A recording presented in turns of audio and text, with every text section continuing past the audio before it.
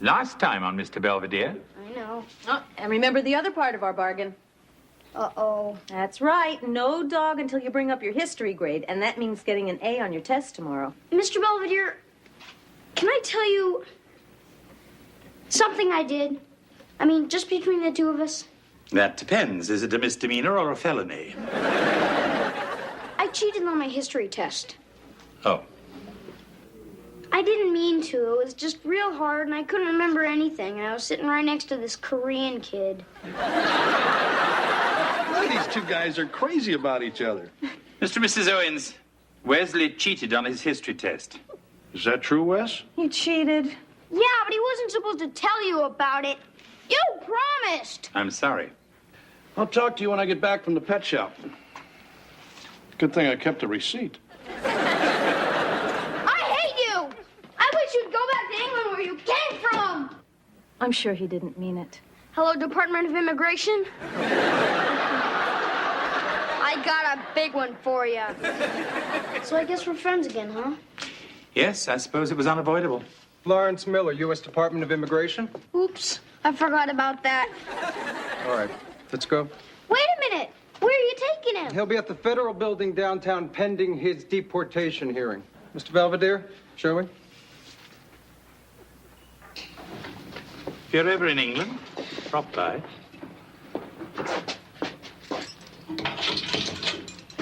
Inside. Thank you.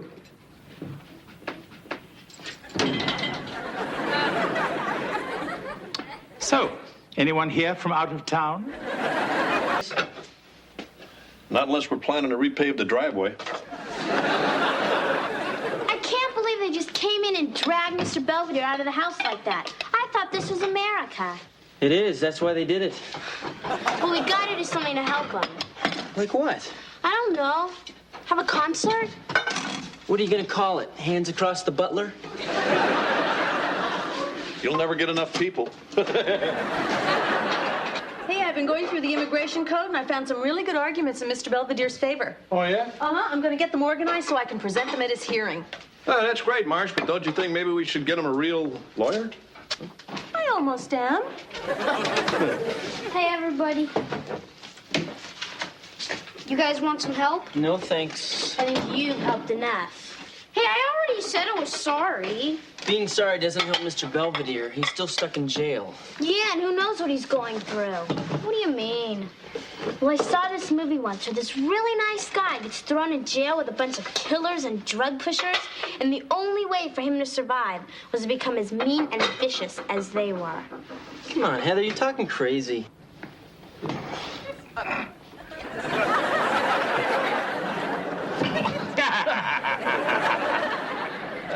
Ciao, Molina. Bow ye. You got 5 minutes. I signed you up for the chain gang. Hello, George. Hi, Mr. Belvedere. Wesley? Marsh is upstairs trying to arrange bail. I appreciate that. So you doing okay? Nobody tried any funny stuff today. I'm fine, George. It's just I kind of feel guilty about all this. Why should you? You've done nothing wrong, aside from fathering what's-his-face here. Anyway, I'm gonna go up and see how Marsh is making out. Come on, Wes. I'll catch up, okay, Dad? Psst. I brought you something. Wesley, I'm in deep enough. See, I got you some cigarettes and candy bars. You give them to the screws, and they'll look the other way when you start digging your tunnel. Wesley, this is reality, not a George Raft movie. I'm just trying to help. I know. I mean, if I don't do something for you, I'm gonna feel terrible for the rest of my life. I've already got a bad stomach and diarrhea. But I think that's mostly from Mom's meatloaf. Wesley, I don't blame you, and you shouldn't blame yourself. Well, I'm gonna do something. Wesley. I don't know what, but I'm gonna do it. So just be ready. Hello, Buckingham Palace. I want to talk to the Queen about a friend of hers who's in real big trouble. Wes, what are you doing? Well, she's unavailable. Can I talk to her husband? I heard he's not very busy. Hello? They hung up. Why don't you call the president while you're at it? I did. They told me he was taking a nap. Hi, kids. Hey, we sprung Mr. Big. Mr. Belvedere. Hey, how you doing? What took you so long? Nothing, just a little bureaucratic snag. Yeah, 37 unpaid parking tickets. I refuse to acknowledge anything that's stuck under my windshield wiper. Well, at least you're back. For the time being. Huh? Mr. Belvedere's free until his hearing next week. That's when they decide what's going to happen to me. Well, don't worry about that. Kevin and I have been going through Mom's law book, so we found some real sneaky ways to keep you in the country. Oh, yeah? It says here that an alien can remain in the country if he's adopted by a U.S. citizen. Hey, Dad, why don't you adopt him? Wouldn't it be great to have Mr. Belvedere as a son?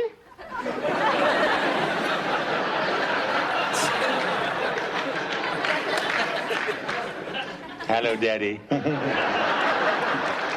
Okay, what about this? It says you can obtain legal status if you marry an American citizen. Yeah! Why not? Look, children, I'm sure your intentions are good. In fact, I know they are. But you're simply going to have to let Mr. Belvedere handle this in his own way. All right? Yeah. All right. Whatever you say. I guess you want to relax a little. Thank you. And once again, I apologize. I'm sorry for all the trouble I put you to. Oh, Mr. Belvedere, it's no trouble. You're part of the family. To tell the truth, I can't picture this place without you, Belvedere. Dinner in 5 minutes. Is he staying? I thought I was. Yes, Mrs. Lucas, Mr. Belvedere will be staying for dinner. I hope there's enough. I hope so, too. I guess we didn't mention her. I guess we didn't. Hey, look, Belvedere, don't get the wrong idea. She's only temporary until you get things worked out. Yeah, I mean, what, you know, with us gone all day. And with you sitting in the slammer, we had to get somebody else. That's true. And I'm really not permitted to work until my status is clarified. Yeah, that's what we were thinking. No, you weren't. You were thinking maybe things wouldn't work out and maybe I'd be sent back to England. You have a perfect right to be prepared for that. We're glad you understand. I'll be in my room. Unless you've already given it to Hazel.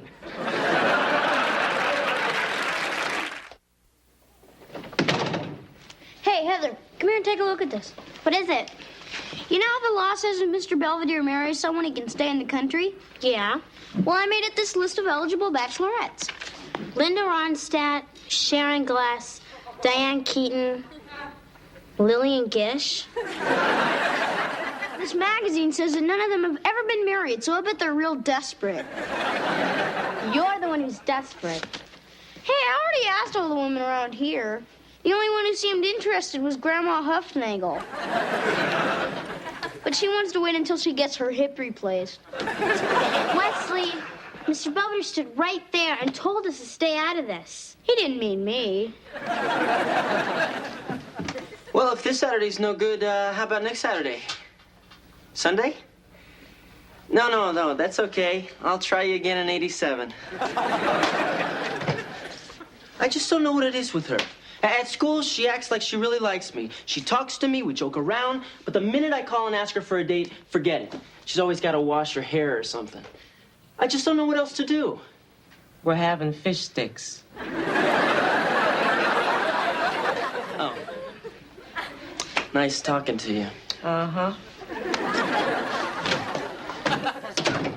Hello, Mrs. Lucas. Yeah. Hi. What you doing with that thing? It's from my garden. I thought you might like to make the family a nice, fresh pie for dessert. You funny. Yes, I suppose I am.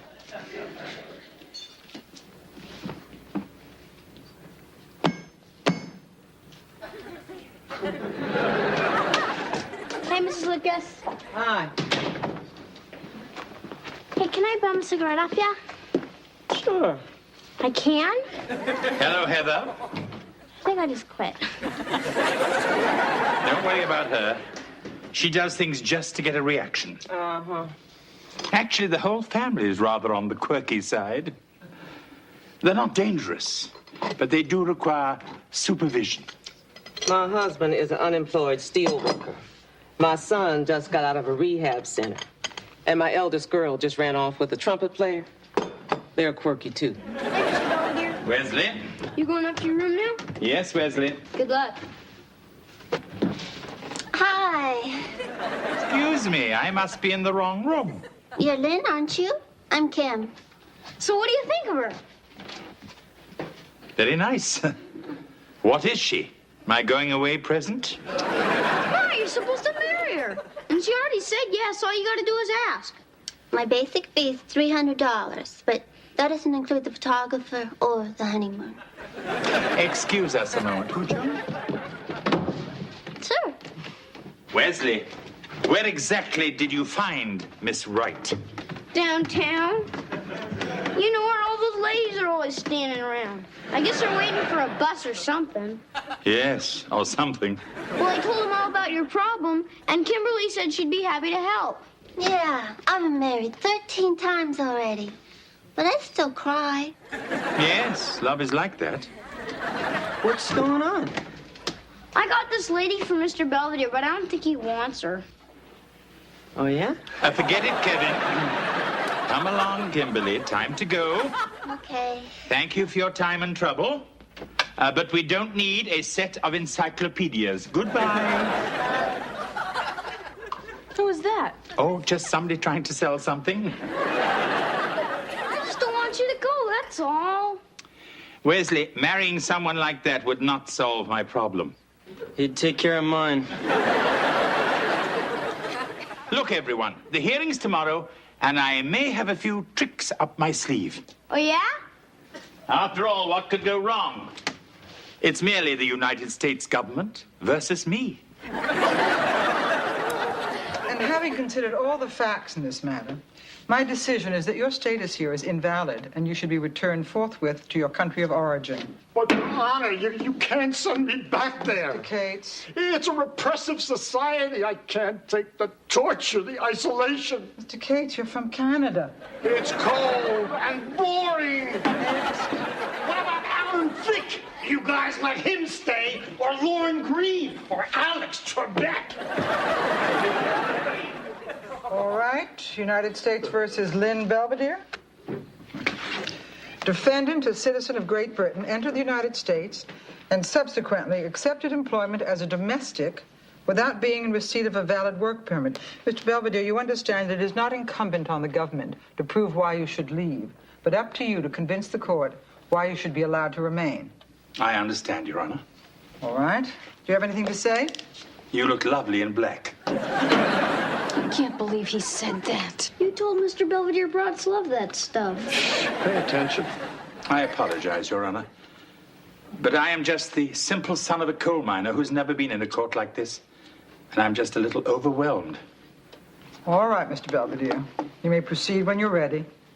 If it pleases the court, I would like to cite the case of the United States versus Puczynski, in which the appellate court ruled that immigrant status should be numerous exceptions have been made by the court in cases similar to mine. Oh, that's very impressive, Mr. Belvedere, especially coming from a simple son of a coal miner. However, the issue in question is whether you accepted and performed work in violation of U.S. law. Which brings me to my next point. What is work? Oh. I think he's wearing her down. The dictionary defines work as exertion or effort directed to produce or accomplish something. However, just because one accomplishes something doesn't necessarily mean that it's work. And conversely, just because one works, it doesn't necessarily mean that anything is accomplished. Tell me about it. I maintain the concept of work is ambiguous. A florist plants a flower, to him it's work. I plant a flower, to me it is pleasure. What is your point? Simply that I came to this country to observe contemporary America. My stay at the Owenses just gave me a chance to see it at first hand. So you see, it wasn't a job. It was merely a hobby. Did you receive any wages for this hobby? Well, Only when the checks didn't bounce. Hey, I told you not to cash them so fast. Oh. Overruled. If you're quite through, Mr. Belvedere... Your Honor, I have one more argument. Oh, goody. Quoting from the Immigration Code, an alien may be certified for employment if the job is deemed to require professional or unique abilities not possessed by any American. I don't see where that's relevant. After all, you are just a housekeeper. He's not just a housekeeper. He's special. Wesley. Who is that little boy? He's the one who turned me in. That's nice. But he does have unique abilities. Really? For example? Well, he's the only one who can make my French toast just right. You know, kind of soggy in the middle. And nobody else could have fixed Heather's stereo when I spilled Bosco all over it. Wesley! No wonder all my records stick to the turntable. Will you two just sit down? Your Honor, my name is Kevin Owens, and a little while ago I sort of had a problem with alcohol. Not getting it. I have a fake ID.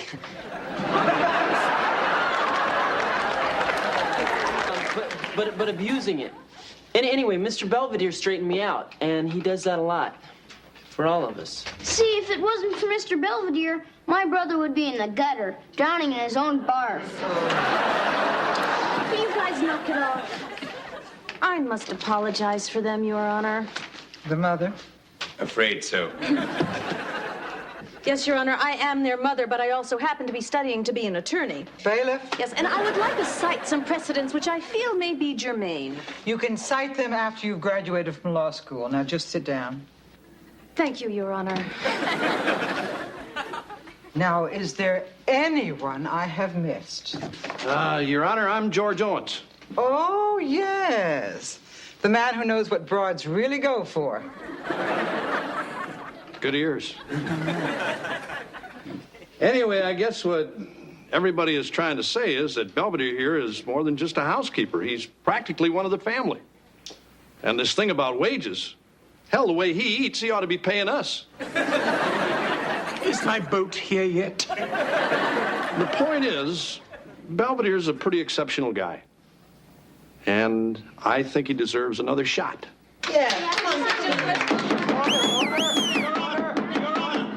Your Honor, the law states an alien may be certified for employment if the job cannot be performed by an American. Now, I ask you, Your Honor, is there anyone in this country, or anyone on the face of the earth, for that matter, who could or would want to handle a bunch like that? You may have a point. What I observed of this family, there is no doubt that you are performing a unique service, possibly even a public one. However, such a claim is valid only if it's made before you accept employment, not after. Therefore, according to the immigration laws of the United States, I must rule that your status here is illegal and direct that you be returned to your country of origin. Huh? 30-minute recess. I am sorry.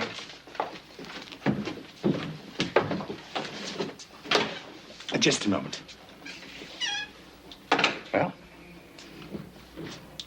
that's about it. What happened? I thought you said you knew a few tricks. Well, I am about to disappear. Anyway, I'm not one for long goodbyes. So, see you.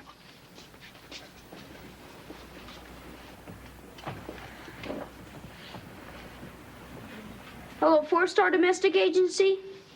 I'm calling from the Owens residence. We need another housekeeper. Yeah, the one you sent over this morning left suddenly. No, I don't know why.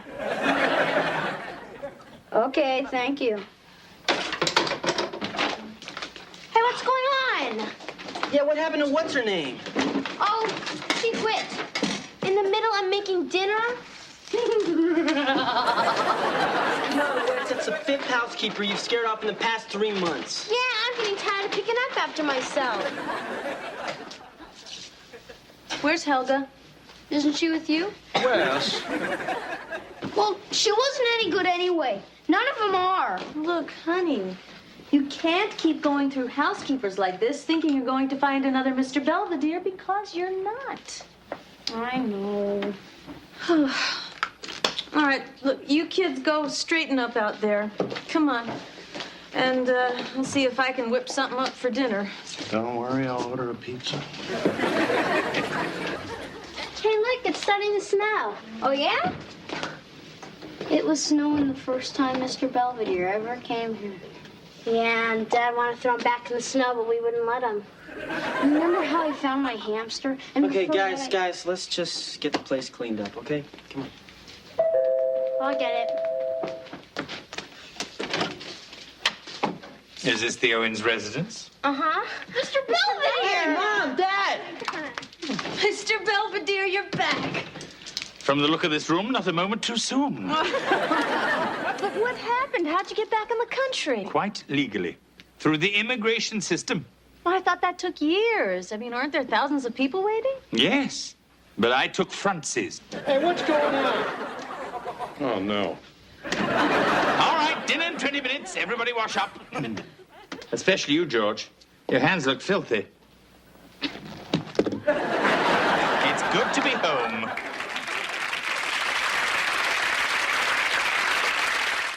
This is my first entry in several months. To be honest, without the Owenses, there hasn't been much to write about.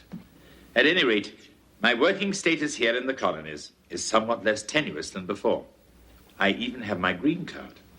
So there, Wesley. I suppose if I'm not careful, I may even wind up an American citizen.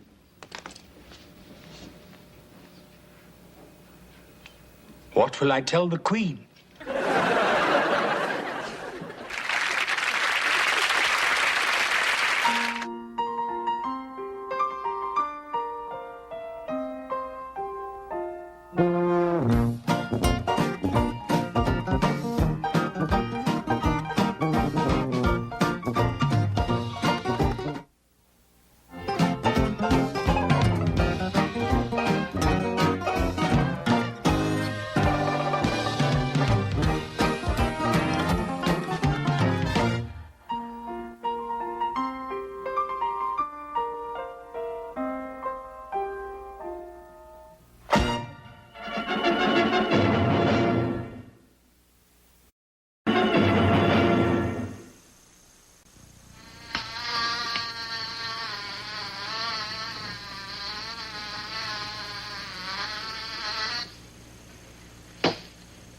Oops. So you're sure you're not mad at me? Look, I'm not mad at you, okay? Okay. Goodbye, Mr. Goldbladder. I'm so mad at her. She stole the topic that I picked out from my sociology report. What was the topic? Is intelligence learned or inherited? In Angela's case, neither. I couldn't believe it. I went up to Mr. Boyer after class to okay that topic, and Angela just sort of stood there and batted her eyelashes and said, "Gee, that sounds really interesting." And you know what? He gave it to her. You know why? Because she's blonde. Blondes always get everything they want.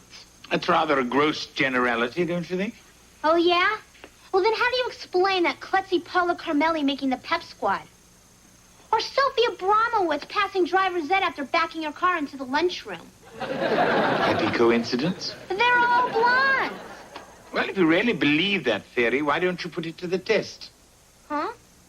In the 60s, there was an important book called Black Like Me. The author disguised himself as a black man and wrote about his experience. So you think I should bleach my hair and write a book called Blonde Like Me? Well, I don't know if it would make a bestseller, but it would make a fine report. You know, that's not such a geeky idea.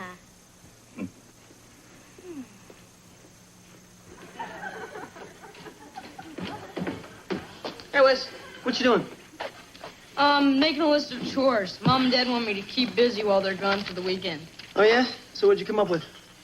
Well, I'm gonna clean up the closets and run them out as makeout rooms.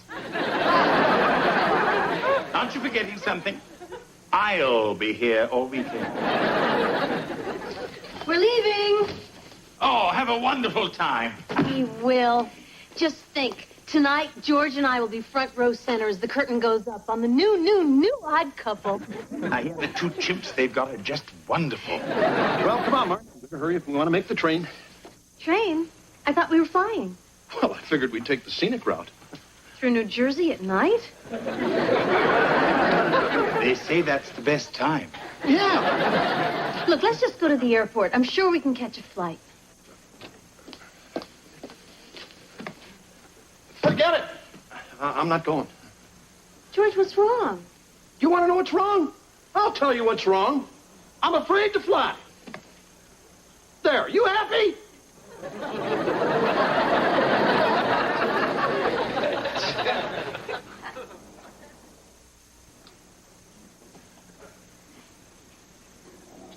Hey, I know what you're all thinking. I'm a big chicken, okay? Hey, Dad, I don't get it. I mean, you used to fly all the time. Yeah, I know.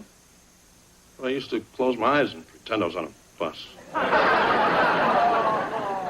You know, honey, you're a lot safer in the air than you are on the road. Yeah, and those airline pilots have a lot of experience, Dad. Some of them are even older than Mr. Belvedere. Right, and it's amazing how those big planes that weigh tons and tons actually get up in the air.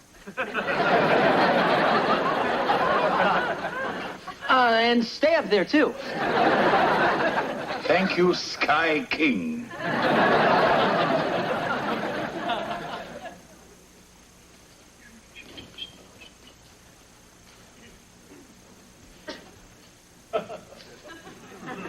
Well, hi there. My name's Kevin. I'm Heather's older brother. You know, the one in college. Kevin, you're disgusting. Hey, look, I didn't know you dyed your hair. Looks pretty good. I mean, not that good. Hi, Kevin. Hi. Oh, my gosh. So, what do you think? You're blonde. Yeah? But I'm supposed to be the blonde. I mean, it's like our identity. When you think of me, you think blonde. When you think of you think mud. Mud? Or whatever color your hair used to be. It was tawny brown. This is to get back at me for yesterday, isn't it? No, not exactly. Heather. Well, since you did sort of steal my topic, I had to come up with something else. So I figured I'd test this theory that being blonde has certain advantages. Look, it's only temporary, just until I turn in my report. Well, okay, as long as it's just for school. Okay. Still, you look like a bimbo. Thanks. Coffee, tea, or me? Hey, Belvedere. Working on your tan? Nah, just looking at all those silver birds. Knowing I'm never going to be on one. George, what really scares you about flying? The takeoff, the landing? Yeah, and everything in between. You know what you have is a phobia, and every phobia can be conquered. Oh, yeah? Huh. I was hoping you'd ask me that.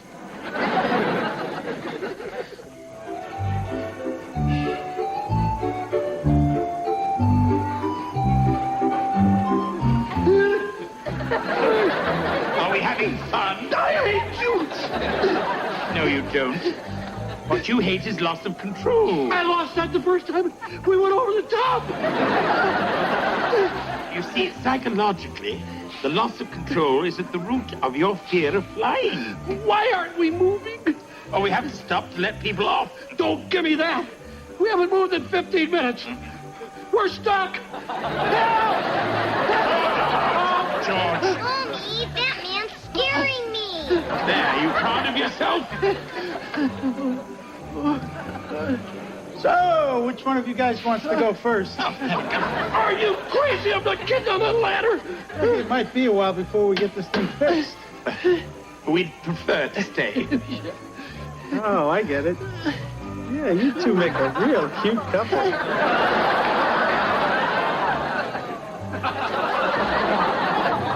Do something, Belvedere. We're trapped. Mommy, he's scaring me again. Hey, shut up, kid. Bless you.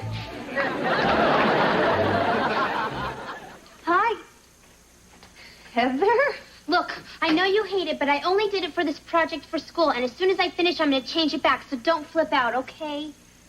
Actually, it's kind of nice. It is? Yeah. Now when people see us together, they'll think I'm a natural. Hi, Heather. Hi. So, how's the great experiment going? It's pretty amazing. I got whistled at in study hall. I didn't have to open a door for myself all day, and the cafeteria man gave me 3 extra fish sticks. Ah. And the real mind blower is Tim Rogers actually said hello to me. Oh, yeah? Well, he bumped into me on the stairwell. I bet any day he's going to ask me out. Hello? Oh, hi, Tim. Tim Rogers? Oh, he must have called me at my house, and my mom told me I was over here. Tomorrow night? No, I don't have a date. Yeah, I'd love to.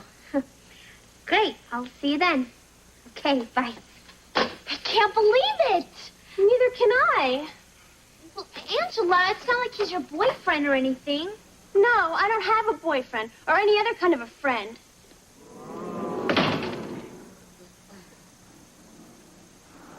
I'm on a bus. I'm on a bus. I'm on a bus. Don't worry, George. I'm sure very soon we'll have our feet planted firmly on the ground. Why is that helicopter flying so low? Hey, you 2 guys on the Ferris wheel. Us? Yeah, you. Grab the ladder. What ladder? Oh! I'm not getting on that thing! You suit yourself, George, but I'm not spending the rest of my life up here. Hey! Let go. Let go. Mayday. Let Mayday. go. Mayday. Mayday.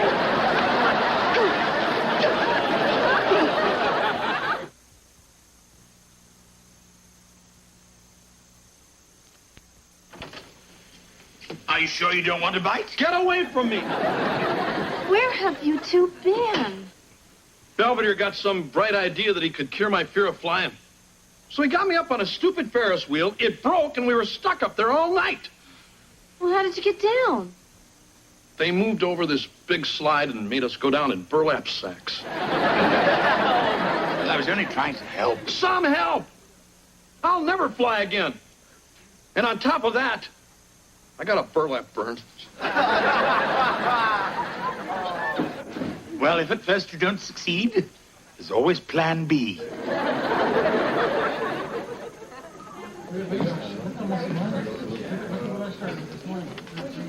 Hi, I'm home. Hello, George. Belvedere. Who are all these people? Oh, these are the new members of your fear of flying class. I don't belong to a fear of flying class. You do now. It's Dr. Peterson, your instructor. Hello there, George. I want to thank you for volunteering to host our first class. Don't mention it. Oh, smoking is restricted to the last 2 rows. All right, let's get started. Everybody take a seat. Now, are there any comments or questions before we begin? Yes. What do we do if we hear a strange noise? You know, like a wing falling off? That happened to me once. I was coming back from a nudist convention in Detroit. Just a moment. If this is going to be a scary story, I need to sit next to a strong, well-muscled man. So, as I was saying, I was rehearsing my fan dance. What was the noise? What was the noise? A beef brisket falling off a tray up in first class. What kind of cockamamie story is that?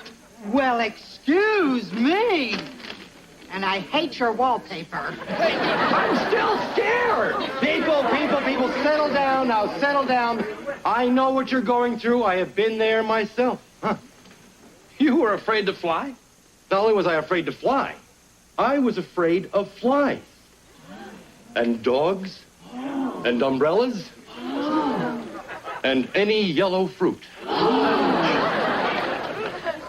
So how'd you beat it? through a process we call desensitization. We talk about the experience that frightened you and then expose you to it bit by bit. Eventually, nothing phases you. In fact, today I am totally fearless. Here, stick this pen through my arm.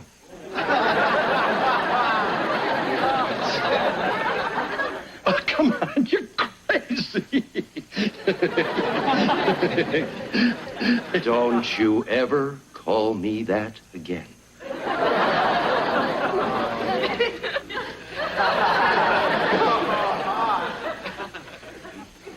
All right now, who here hates their mother? Oh, what beautiful roses. Boy, I sure never got these when I was a brunette. Except from that guy who worked in the funeral home. How is your sociology report coming? Oh, I turned that in a week ago. I thought you were going to change your hair back when you were through. What's the rush? No rush. By the way, what does Angela think? Why do you ask? Well, I just haven't seen her around much lately. I thought maybe she was upset by all this. Angela, we go so far back, nothing could break up our friendship. Here's all the stuff I've ever borrowed from you in my whole entire life. Nice knowing you. And incidentally, your roots are showing.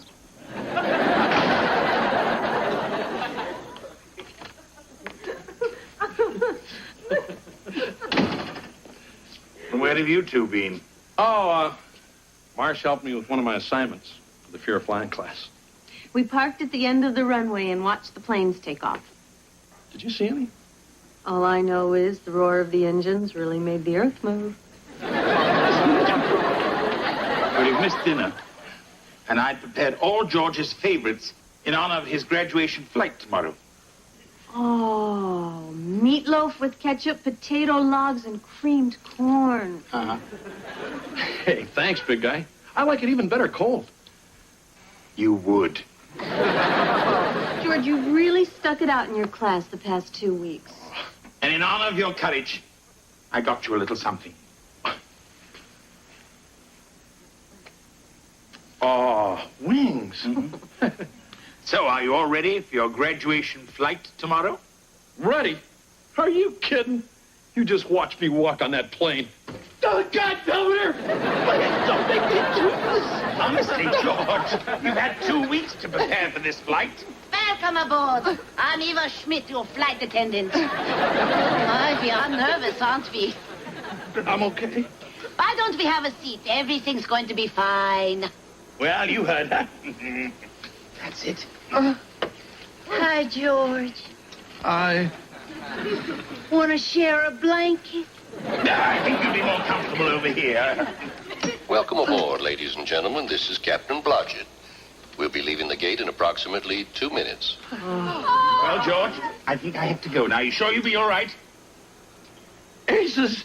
That's the spirit. Don't go, big guy! George, let go. Sit. Buckle up. No! Maybe you should stay. Perhaps I should. All right, George, you can let go. George! Miss Schmidt, please secure the cabin. Either of you guys have a cigarette? I just went through 8 packs in 12 minutes. Sorry. Oh, my gosh. We're moving. We are moving! Please. Dr. Peterson will not be joining us today. What? He had to have a pin removed from his arm. How are we supposed to get through this without Dr. Peterson? Oh, don't worry. You've got me now. Oh. So pay attention, Dummkopfs. This is for your safety. Now, the exits are clearly marked. What if we lose power and the lights are out and it's pitch dark and we can't see them? Then what? I had that happen to me once. I was on my way back from visiting my sister Ruth. Sit down and buckle it up. Sheesh. Now, in the unlikely event of a water landing... What? I said unlikely. Your seat cushions will serve as your life vest. Leave them alone! Now, you'll find one of these in your seat back pocket course, your cookies, which I'll be serving along with your favorite beverage. Now, are there any questions? Ladies and gentlemen, I'm sure you're all thinking of 1,000 things that could probably go wrong. But they probably won't. Trust me.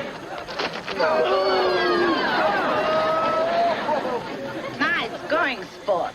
Here, try your luck with the songbook. Ladies and gentlemen, today's flight will last approximately 30 minutes as we circle Pittsburgh at 18,000 feet. Flight attendant, prepare for departure. Well, George, how does it feel to have come this far?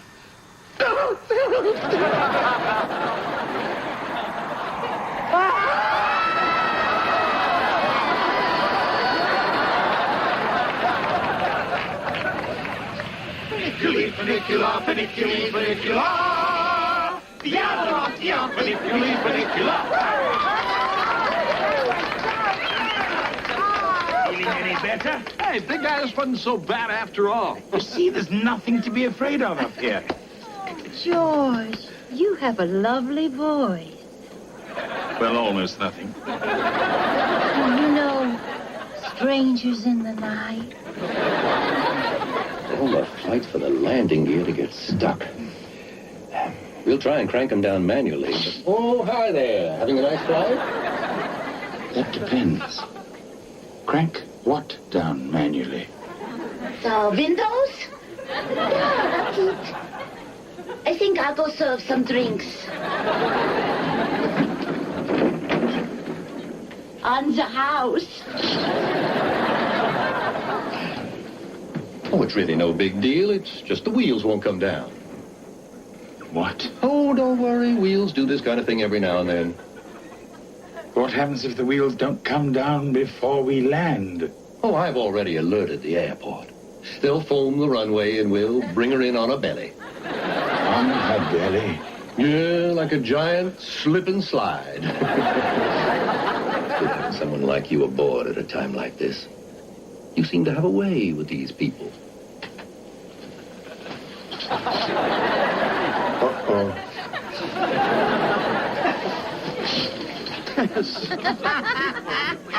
Hey, Lynn, how's about another song? Not unless it's nearer my God to thee. So anyway, it's a 3-2 count and the hammer's hitting. He gets a curveball and knocks it from here to Kingdom Come. Well, Kingdom Come, you know. Heaven, stop it! Hey, what's the matter, big guy? Are you okay? I'm fine. George, have I ever told you I consider you one of my best friends? What? George Owens, you are a good and decent man.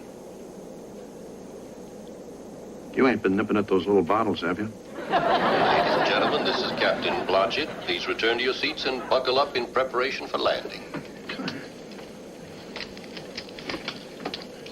We're going in, big guy.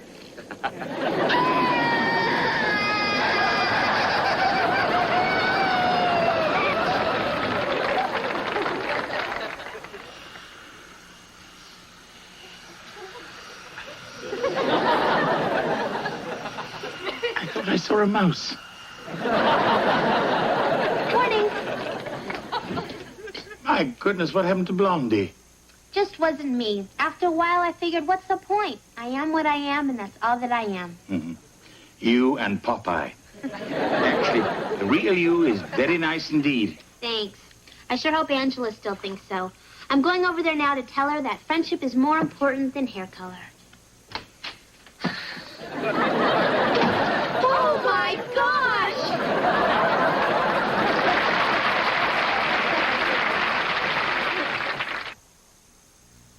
Mr. Belvedere will be right back. Heather's experiment in blondness has taught her that being blonde is not the be-all and end-all of existence. As for George, he and Mrs. Owens are winging their way to New York. George made a spectacular recovery from his fear of flying and graduated from his class with honors. Yes? Come on, Chicken Little. The class is waiting. I only hope I can do as well.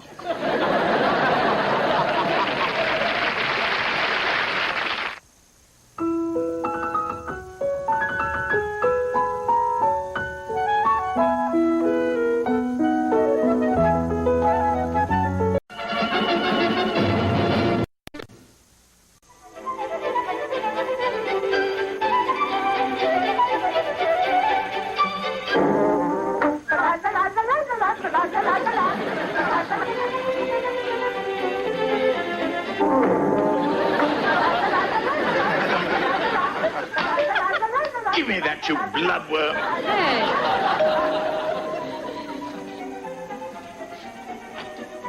Hey, Craig. Hey, Wes, what's up? Fine. Now they're double teaming me. Mr. Belvedere, this is Craig Larrabee. How'd you do? Hi. He just moved here from Texas. I lived there a month, and before that it was Alaska, Venezuela, and Saudi Arabia. Are you wanted by the law like Wesley? My dad drills for oil, and we never stay in any place too long. Well, next time you move, take him with you. Come on, Craig. Wesley, don't forget you have some leaves to rake. Oh, I can. I'm supposed to tutor Craig. My English teacher asked me to get him up to speed. If there's anything you want to know about literature, I am an expert. Yeah, and he does a great impression of Moby Dick. Hey, let's look for that hot Cher video. I hear she has a new tattoo. Craig, Mrs. Bunger assigned us a book report. All right. What book are you doing? A Tale of Two Cities. It's really cool and bloody, and everybody gets their heads cut off. Wow, you're really into this, Wes. I bet you could dash your book report off in 10 minutes. Well, I've never actually timed myself. Hey, maybe. Nah, forget it. What? Well, maybe. You could dash one off for me. It would really help me catch up with all my studying. I don't know. Look, Wes. My dad can get us tickets to the U2 concert on Saturday night. But I have to have all my homework done. And if you help me out on this paper, we could be sitting front row center.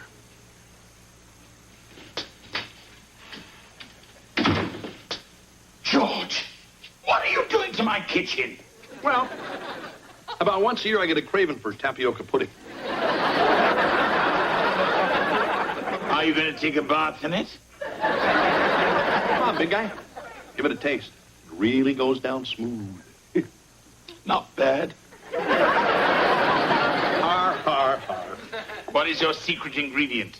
Tabasco sauce? Oh, 150 proof rum. Are you okay? No, it's just that I have a nervous stomach. Nervous? If I was your stomach, I'd be terrified.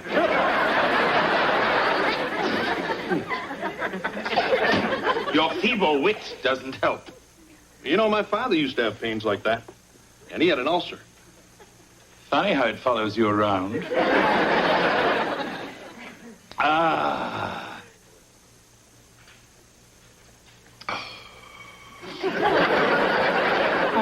Hey, big guy, how much of that antacid you been chugging down? Oh, don't worry, George. Everything's under control.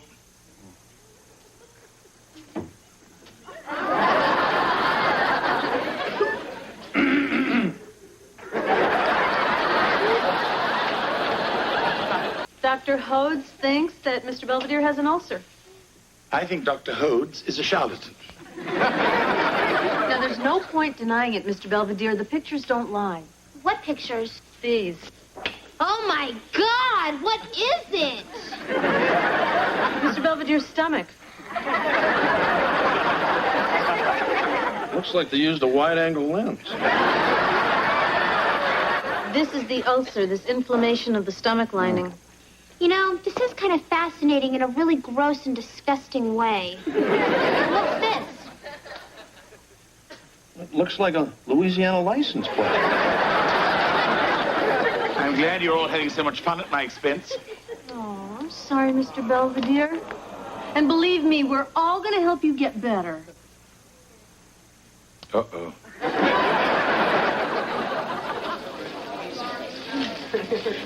can't believe it. Mrs. Bunker just gave me a D- on my book report. The old battle axe? She gave me an F. Uh-oh. Battle axe at 12 o'clock. Hello, children. Hello, Mrs. Bunker. Craig, you left your math book in my class. Oh, thanks, Mrs. Bunger. Oh, and I wanted to tell you how much I enjoyed your book report. And yours, Wesley, was also competent. But I'm very disappointed in the rest of you. You've been fiddling while Rome burns. Who's been fiddling? I can't even play kazoo. I can play the cello. So I'm gonna let you buy me lunch, Trobo. Thanks. Boy, you've only been here a week and you've already got Bunker figured out. What's your secret? I told her she had great legs. See you guys later. Boy, he's really smart. So cool. Well, he's not all that great. What do you mean? Well, I really shouldn't say, but I sort of wrote his report for him to help him out. You did? I'm shocked. Hey, don't rat on me, okay? I'm shocked that you do such a sweet thing for a relative stranger, but not for a very special friend. Who'd be very, very appreciative.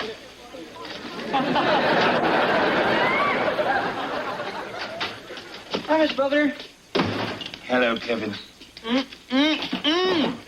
These cold-cut heroes are great. Especially with the Bermuda onions, the provolone, the Russian dressing just dripping. Kevin! Oh, yeah, I heard about your ulcer thing. So, how are your strained turnips?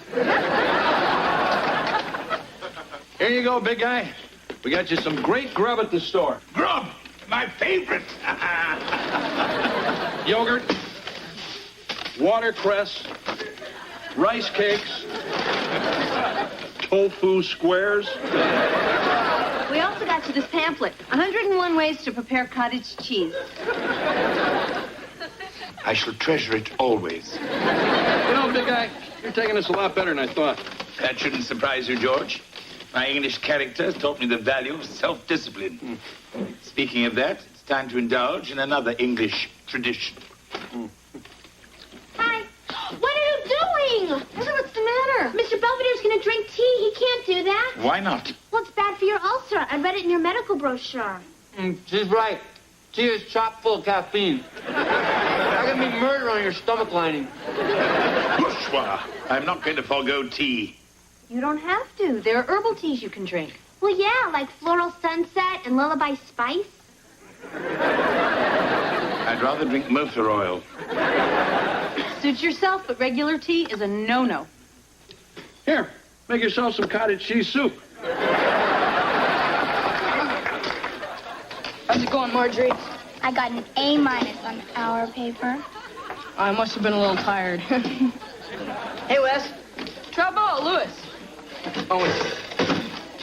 I thought we were friends. Huh? Friends don't write book reports for other people that throw off the class curve. Word gets around, doesn't it? Tell you what, I'll let you write my next paper, and I'll tell my pals in the wrestling team not to twist you up like a pretzel. You're all heart, Lewis. Don't tell anyone. Come on, Trovo. I'll let you buy me lunch. Swell. This report stuff is getting out of hand. Hey, Wes. Hey, Marge. Hey, Craig. Hi. Thought you might like this, Wes. In Excess in Concert. Whoa, how much do I owe you? You don't have to pay me. It's yours. What, Craig? Hey, Wes, we're buddies, right? Maybe you can help me out with another report sometime.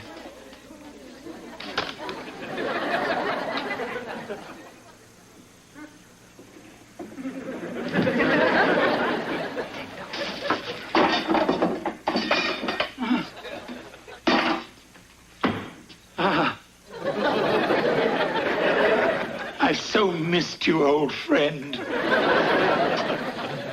No, I heard noises. They're coming from downstairs. Be careful.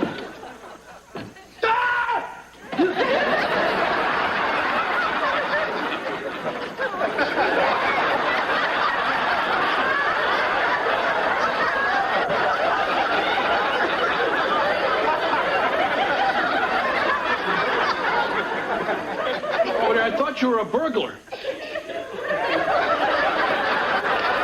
What are you doing up? trying to cheat on your diet, are you? Well, I know this diet stuff is tough to take, but you gotta stick with it. There's no substitute for health.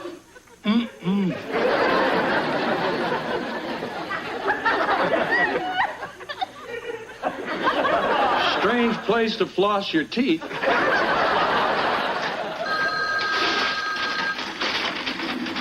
Hello? Oh, hi, Louis.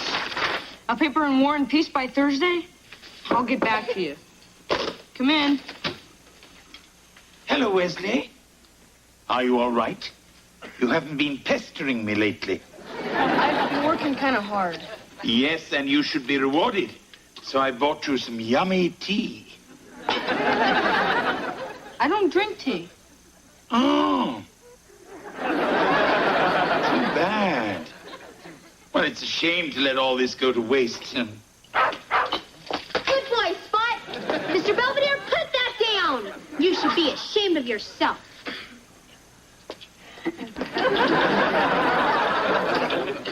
Look, I told you I'm not taking any more clients.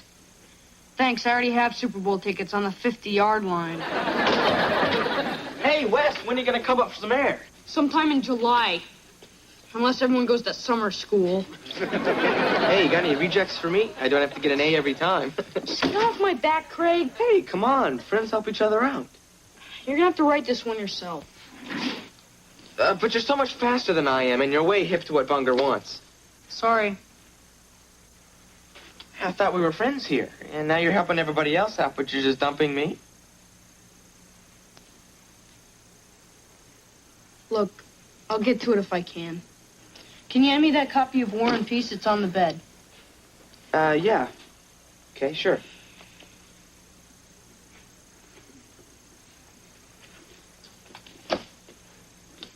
This is Pride and Prejudice. Oh, right. Sorry.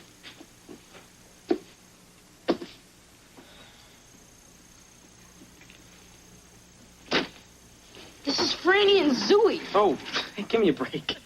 What's the matter with you? Can't you read?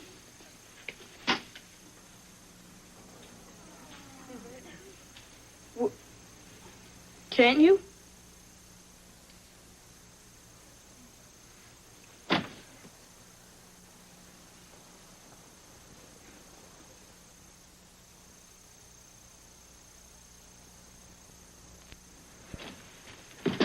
Hey, you're not kidding. You really can't read. Just forget it. I'm out of here. So that's why you've been getting me to write your reports and skipping class and stuff. Yeah. You're a bigger con artist than I am. Hey, you think this is easy? Doodling in my notebook trying to make it look like I'm writing? Or bringing a tape recorder to class and hoping the batteries don't run out? Why didn't you just learn how to read? I did, in the second grade. And then my dad started bouncing all over the place and never had a chance to catch up. There are special classes you can take. Yeah, with a bunch of 6-year-olds. Anyway, if I let anybody find out about this, they'd think I was stupid. I don't think you're stupid. You're smart enough to fool me. So? So all you have to do is learn how to read. And I think I know how you can do it.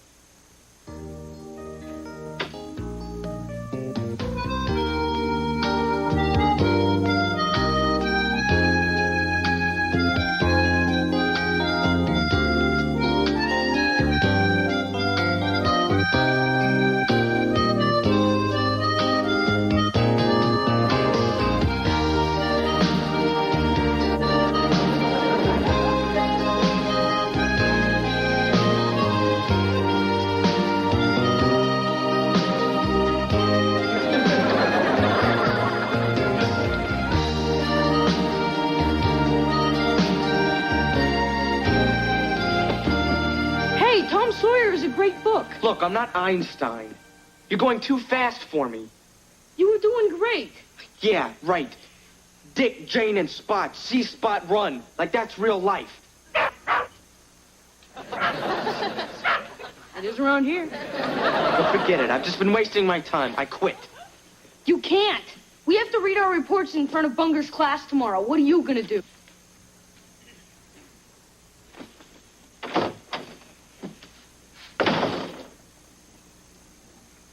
Oh, goody. The Rat Patrol. We were so worried about you. Oh, We know it's almost 4 o'clock. You must want some tea. really? Well then, here you go.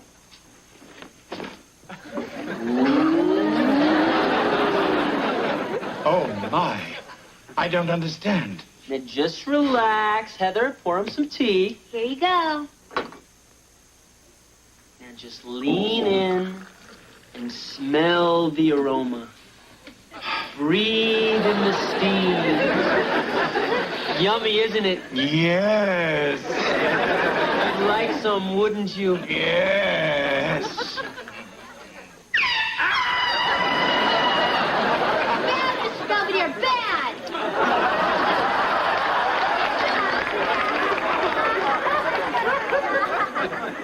What are you doing? Aversion therapy. We're gonna make you hate the sight of tea. That is ridiculous. Exactly.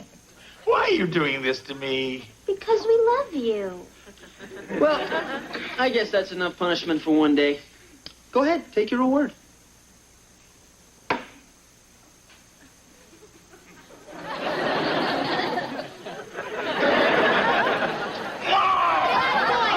Belvedere! You are maniacs, both of you.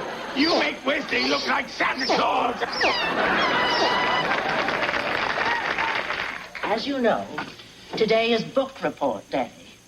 And now, who would like to read theirs first? Craig's work has been excellent recently. Where is he? There you are, Craig. You may favor us with a recitation. Huh? I'd be happy to read mine, Mrs. Bunker. No, Wesley. It's probably smut. Yes, ma'am. You may sit. And you, Craig, may begin. Well, I'm not very good in front of an audience. We're all your friends here. Yeah, well, I, kind of have this sore thing. Craig, read it or weep.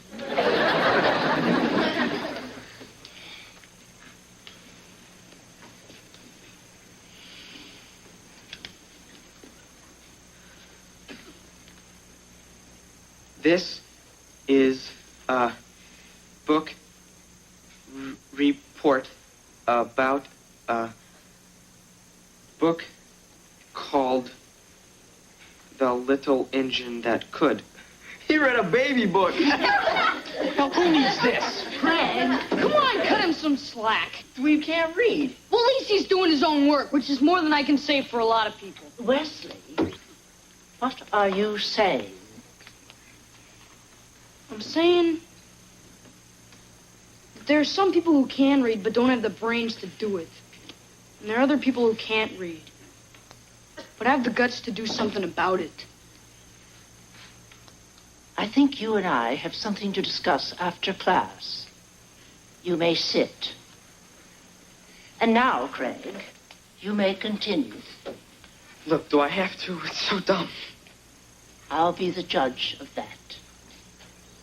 And if any one of you makes a sound, it'll be your last.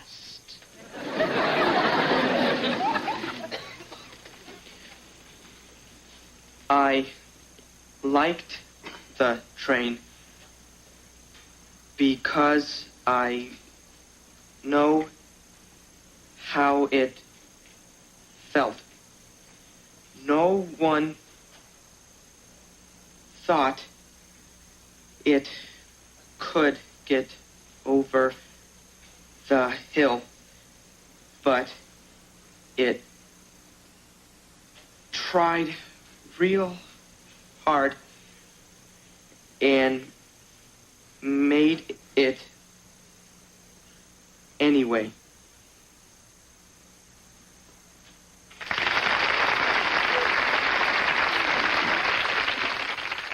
I cannot go on much longer, George.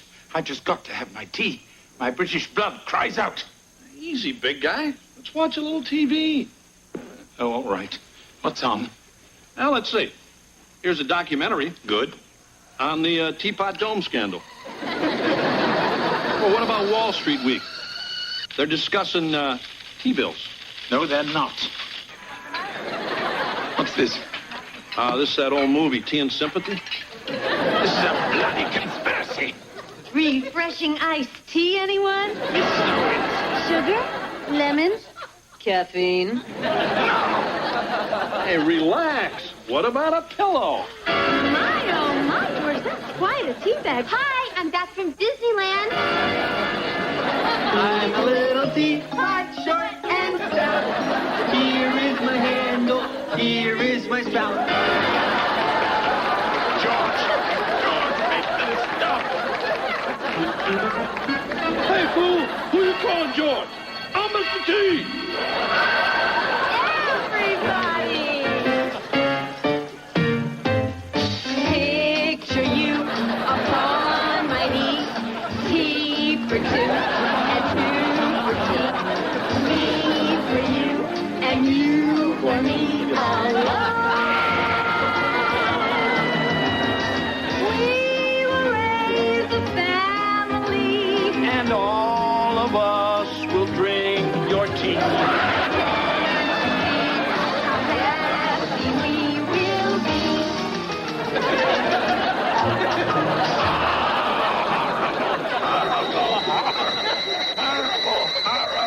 Hey, wake up, big guy, wake up. Yeah, what? Oh, you were yelling horrible. Were you having a nightmare? No, George.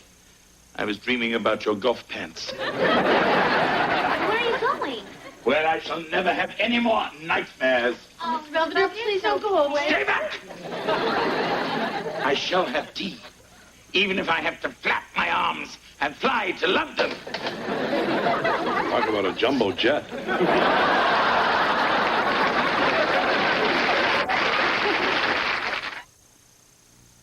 Mr. Belvedere will be right back.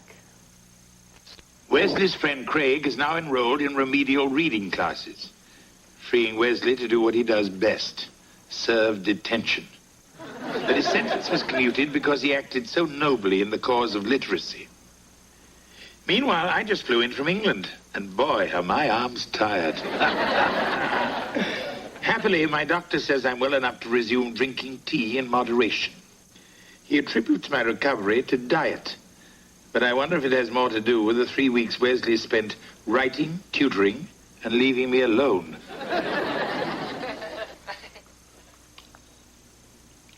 Mr. Belvedere, be careful if you take a bath tonight. My alligator's in the tub.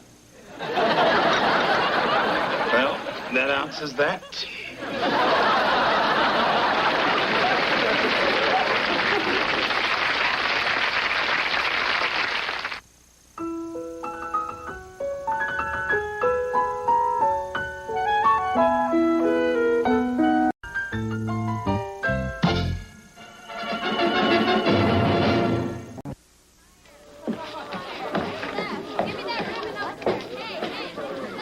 Left arm. Here you go. Hurry up, Heather. I gotta meet Marvin. I can't believe you're going to the homecoming dance with him. He's a little nerdy, isn't he? He's not nerdy. He's just smart. He's got dandruff in his eyebrows. That's eczema. And besides, you're just cranky because you don't have a date. Didn't anyone ask you? Well, sure. I mean, there was interest. Okay, so I'm going through a dry spell. Where's the head? Down at the end of the hall next to the water fountain. The head of the statue? Oh. Well, if you ask me, Heather, you're much too choosy. Maybe. But I'm still young enough to believe there's a Mr. Right. Sure, like he's gonna walk right up to you and say, hi. Hi. Looks like you lost your head. Like my psychology professor was saying, one of the reasons Carl Jung split with Sigmund Freud was over their different theories of dream interpretation. Hey, Kev, all I asked you was, what does it mean if I dream of dancing naked with Pee Wee Herman? Wesley, you weasel! Turn that thing off! But I'm trying to shoot a video for school. Not while I'm taking my bath. What do you know? They raised the Titanic. But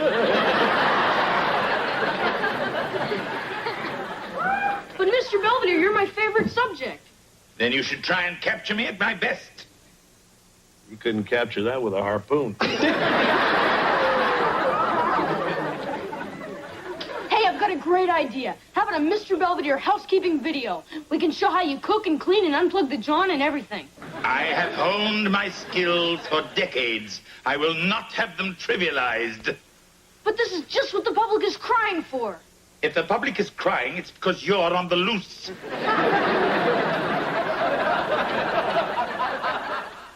What about you?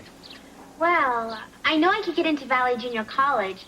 My dad won't save the dean's life or something. Your dad's sports reports are terrific. I'd like to meet him sometime. You probably will. When it comes to guys, he has this weird kind of radar. Dad, this is Keith, who was helping me put decorations up for the homecoming dance. Oh, yeah. Heather, why don't you invite your friend in? Thanks. Oh, yeah. Come on in. If I blew this chance to meet George Owens, I'd never forgive myself. You know, I read your sports column for years. I used to clip it for my scrapbook. Sure. And doffing his cap, Willie Stargell rode off into our memories. No one had to ask, who was that masked man? For we all knew he was the soul of Pittsburgh. I wrote that 10 years ago.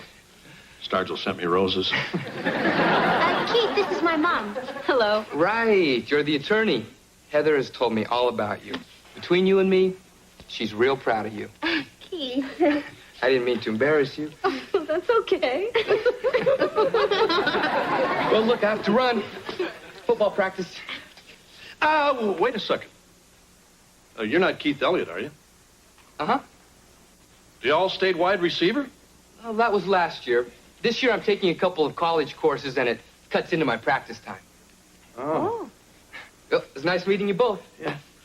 Hey, why don't you walk Keith to his car? Huh? Go ahead.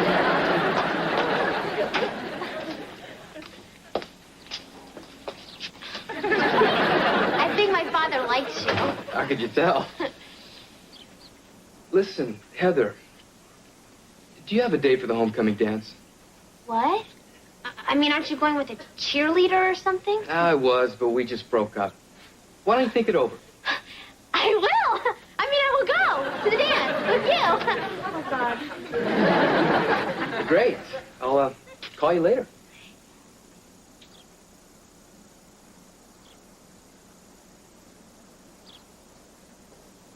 I'm Inga, your favorite Swedish maid.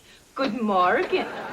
Today, I'd like to show off my very wonderful Swedish meatballs.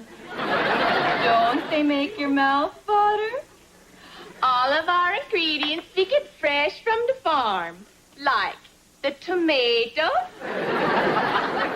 onion, eggs, and of course the cow, which is where the egg comes from.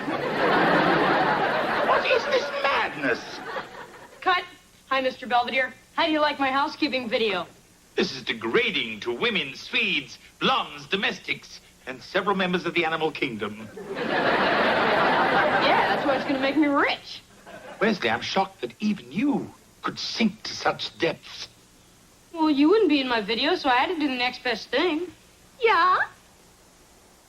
Very well, Wesley. I'll be in your grubby little video. And action. Hello. Cut. He's up on the smile. We're not trying to sell denture cream. And action. Hello. This is Mr. Belvedere. Here to show you the way to get rid of those irritating stains upon your breadboard. It is easy, the Belvedere way. Simply measure 1 part of baking soda. Cut. What now? Snore City. Can't you jazz it up a little? What do you want me to do, drop my pants? Worth a try. This is insupportable. Okay, I take it back. You can be as boring as you want. Oh, no, Wesley, I wouldn't dream of it. Huh? If it's show business you want, it's show business you'll get. Uh-oh.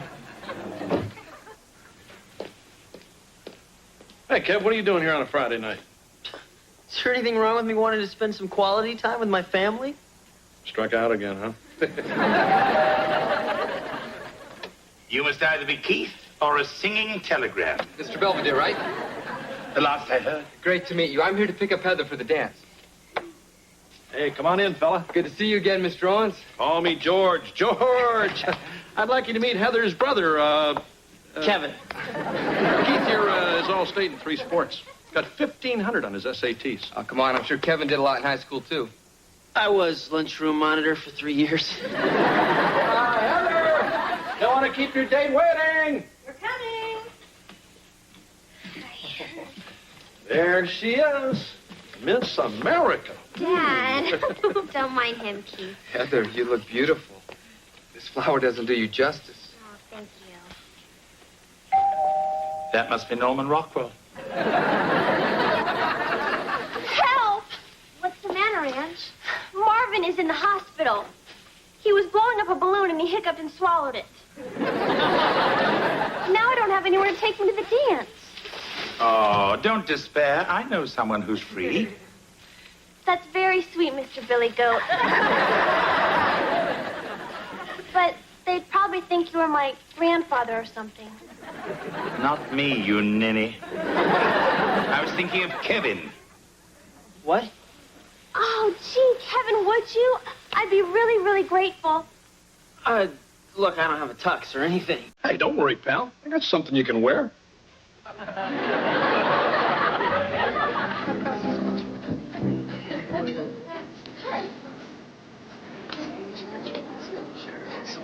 Slide down.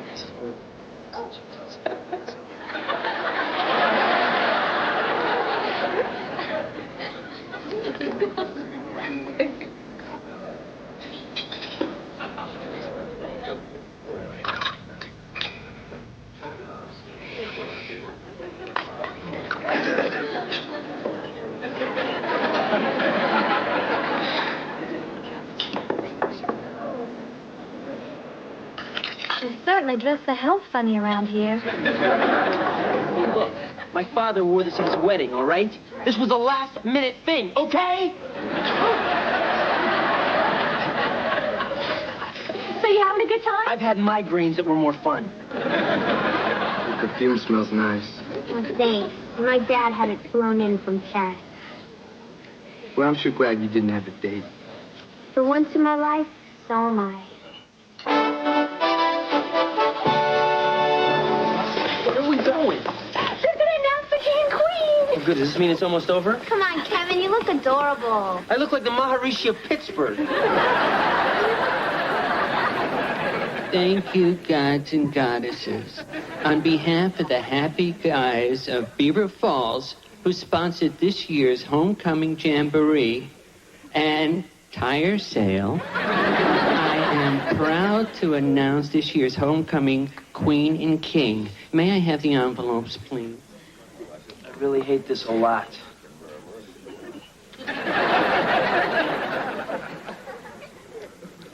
Van Buren's homecoming queen is... Oh, I can't wait. Angela Shostakovich. She'll be escorted to the stage by her colorful escort, Kevin Owens. Oh, no. I'm not going up.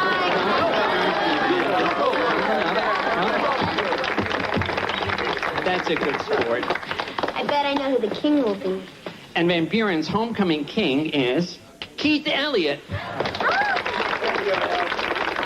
And he leads to the stage his lovely consort, Heather Owens. Let's hear it for our royalty.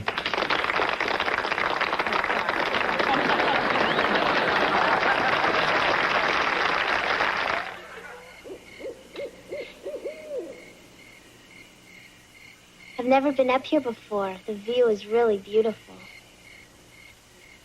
Sure is. Why are you in such a rush to leave the dance early? I was tired of sharing you with the crowd. I wanted to have you all to myself. Really? You know, if I had my way, I'd have named you my queen.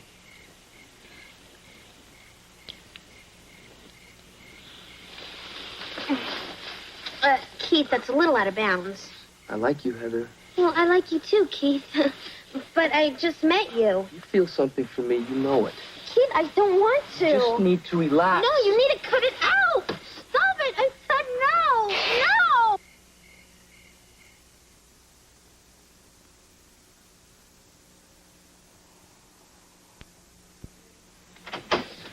Hi, everybody. Hi, Kev. Hey, Kev. Hey, honey, we saw your picture in the paper. Huh? Yeah, the homecoming dance. Look, a great big picture of the four of you. Oh, boy. Maybe if I hurry, I can buy up the rest of the copies. Hey, kitten. You see this? Looks like you guys had the time of your lives. Uh-huh. What's the matter with her? Oh, George, she's still in a swoon over last night. Come on, Mr. Belvedere. How long can it take to get ready for a dumb dusting lesson?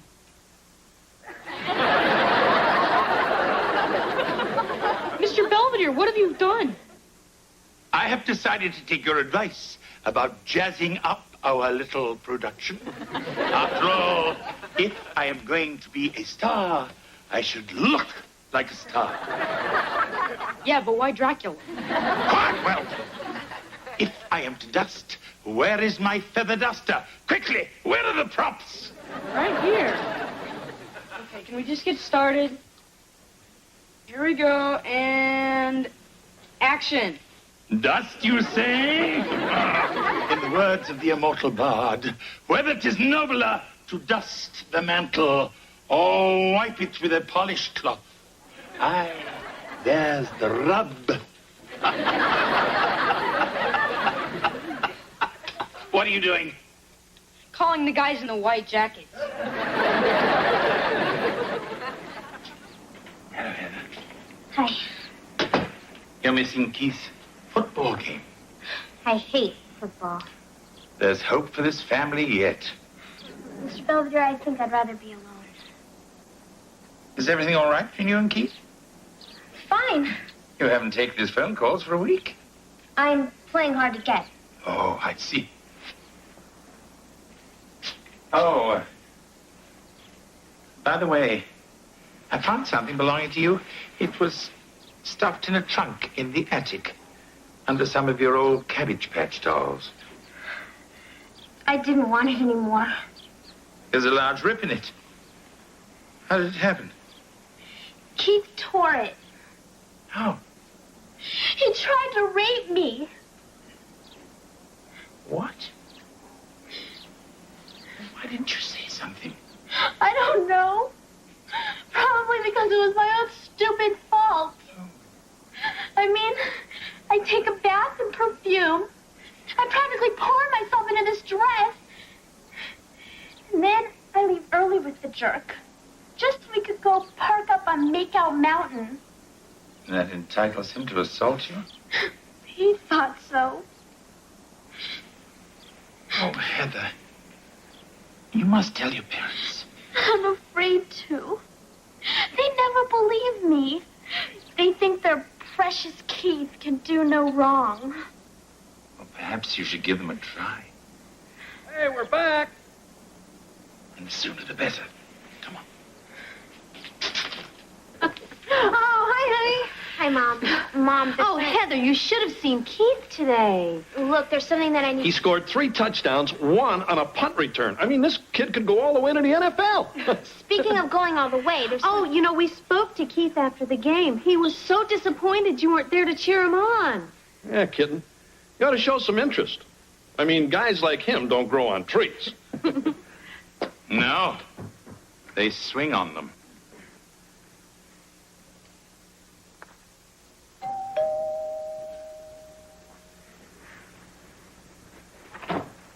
Hi, Mr. Owens. I mean, George. Hey, come on in, buddy. Hey, it's nice of you to invite me over to see your sports collection. It's a pleasure. Nobody else in this family appreciates it. Wow. A football signed by Terry Bradshaw. Yeah, he threw it at my head once when I called him Baldy. Keith, Hi, Heather. what's he doing here? I invited him. Why don't you sit down and join us, honey? Oh, no, thank you. Hey, come on, Heather. I haven't seen you for a long time. Gee, I wonder why. Hey, what's going on with you two? Oh, Heather, I managed to repair your dress. Look, you'd never know there'd been a huge rip down the front. What happened to your dress, honey? Why don't you ask Keith? What's he talking about? Beats me. You liar! You jumped on me and tried to rip my dress off. Hey, lighten up. The dress ripped while we were messing around a little. Messing around? Is that what you call trying to rape me? What? I can't believe she's saying this. I screamed at him to stop, but he wouldn't. Hey, girls never mean stop when they say to. You know that. Sure. Sure. Listen, kitten, would you excuse us two jocks for a minute? We need to have a little mano-a-mano time. Ow! You got it. Look, Mr. Holmes. Shut up. Listen, the only reason you're still living is because you're not worth breaking an autograph bat over. Yes, sir. Girls never mean stop when they say to. Who taught you that, Freddy Krueger? I'm sorry. Sorry won't cover this one. Listen, cleats for brains. No means no. You got it? Got it. It's guys like you that give athletes a bad name. It's guys like you that give guys a bad name. Can I go now? Get out of here. See you around my daughter or anyone else's. You'll be running pass patterns in a body cast.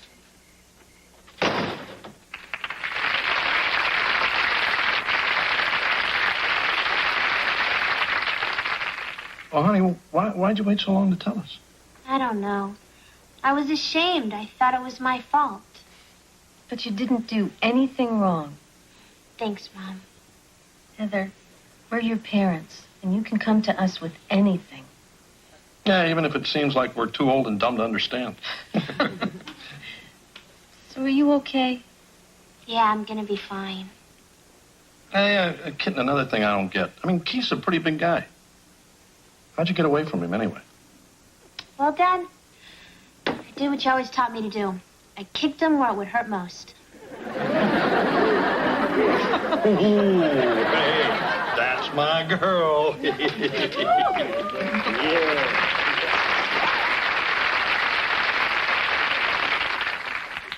Ladies and gentlemen, the world premiere of my Mr. Belvedere video.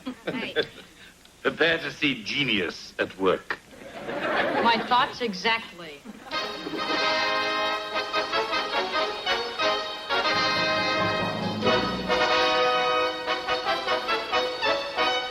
I'm Mr. Belvedere, here to show you how to get rid of those irritating stains on your breadboard. It's easy the Belvedere way. Simply measure. But there are two in Belvedere's. One is a dedicated, sensitive housekeeper. The other is the housekeeper from hell.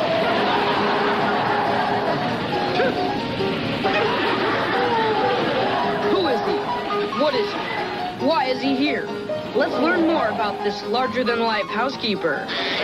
Mr. Belvedere comes from an old, distinguished family. After spending several years in the armed forces, Mr. Belvedere made his triumphant entrance onto the North American continent. Mr. Belvedere is the perfect housekeeper. He tends gardens. He unplugs stopped toilets. And Mr. Belvedere makes friends wherever he goes. A hard worker, Mr. Belvedere cherishes his quiet, private moments. He's a great little dancer. And he's no slouch as a singer. But as talented as Mr. Belvedere is, he's decided not to do any more videos.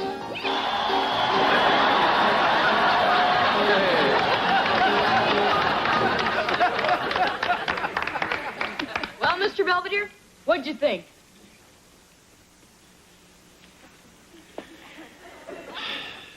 Not enough close-ups.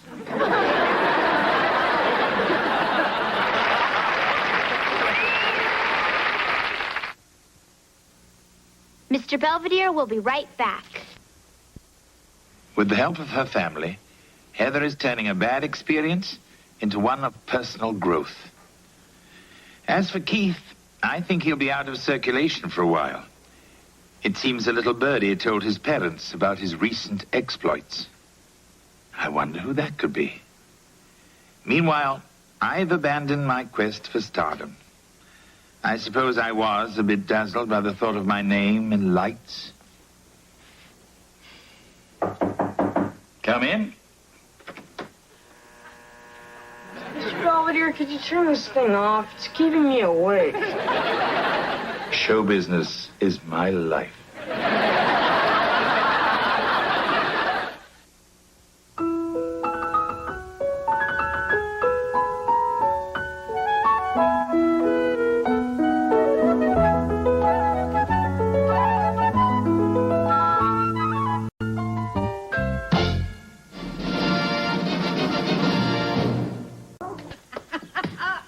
Oh, boy, we showed them 48-6.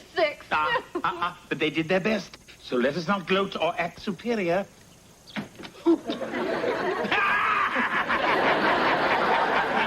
Well, where'd you learn to slam dunk like that? Well, the stilts taught me the slam part. And he learned to dunk at Donut World. Hi, everybody. Hi, honey. So you ready to go? Yep, let's go. Where are you guys off to? Garage sales. I'm helping Kevin find some stuff for his apartment. Hey, Kev, there's a lot of junk up in the attic. Help yourself. Oh, thanks. You know, I might take that horse with a clock in his stomach. Oh, that was a wedding gift. Well, let me know if there's anything else you guys want to get rid of. How about Wesley? Hey, is that old Spot? What did we tell you about letting him run around without a leash? Well, he always comes back in time for Lassie. Oh, no. He's chasing Grandma Huffnagel. Oh, that old broad can really hustle with that rocker. Oh, she's going to try and hurdle the hedge. What a job! Pity she swallowed her cigar. What's the matter? Has your dog been on this counter? No. Then why are there paw prints on my carrot cake? Come on, Spot. I think it's time for a walk. Aren't you forgetting something? Okay.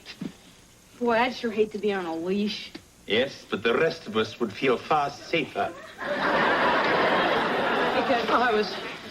Hey, Miss Belvedere. Hi, Ken. Oh, it looks like you found a garage sale. Yep, sure did. And I found some really great stuff for my apartment. What do you think? Oh, yes. Yes, indeed. What is it? Beats me, but it only costs $25. Oh, then you've got some change coming. Boy, this thing is heavy. What you got there? It's a chair. Heather bought it. Well, at least she bought something that has a name. Come on, I have to take it upstairs. Oh, just a minute, just a minute. If I'm not mistaken, this looks like a Chippendale chair. Why, yes, I'd say 18th century. Wow, Yeah. just think how many tushies have sat in it. I don't think you quite grasp my point. This is a genuine antique. Really? Oh, yes. Properly restored, it might be worth a great deal of money. Really? Yes. I'd say several $1,000s. Really? Stop that. And I only paid $5 for it, and you thought it was a piece of junk. I'm rich. I'm gonna buy a car, and a condo, and an Epilady. Hey, wait a minute. I loaned you that $5. Means the chair's mine. Well, it was my idea to go to the garage sale in the first place. Oh, and now, children, why don't you restore it together and share the profits? What? I don't know.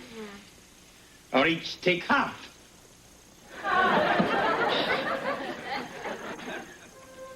Opera, ballet, Shakespeare. Geez, 64 channels and there's nothing decent to watch. Well, then why don't we just talk?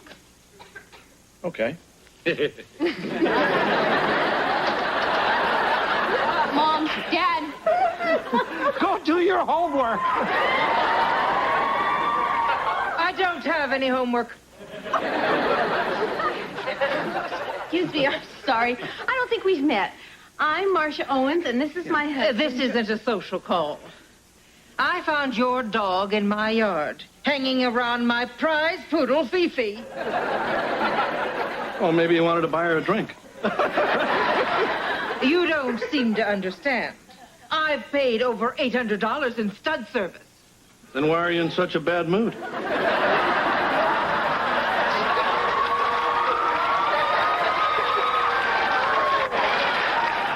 I'm warning you. I don't ever want to see that unmannered, ill-bred little runt of yours in my yard again. And that goes for you, too, Spot.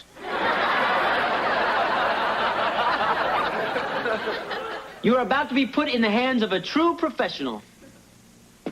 Kevin, what are you doing? Oh, just a little sanding. No problem, really.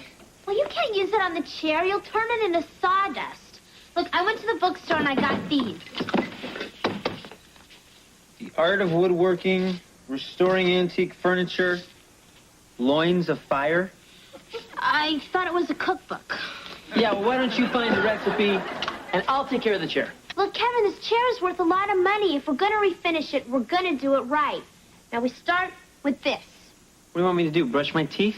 Oh, we're going to use it to get every particle out of every crevice. Well, why don't we just soak it in efferdance?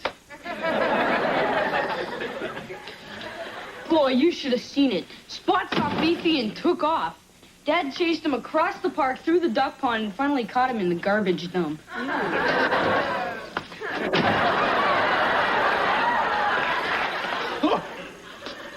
My George, you look dog-tired. I'm sorry, Dad.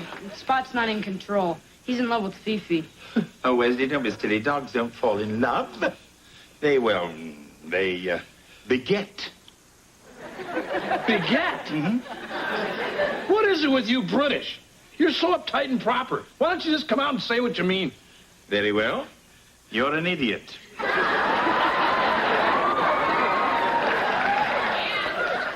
You know, we really should get him fixed.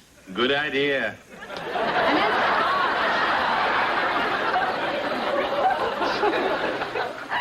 What do you mean, get him fixed? Oh, well, it's an operation, honey. And afterwards, Spot won't be able to make puppies. And he won't be so interested in Belvedere's leg.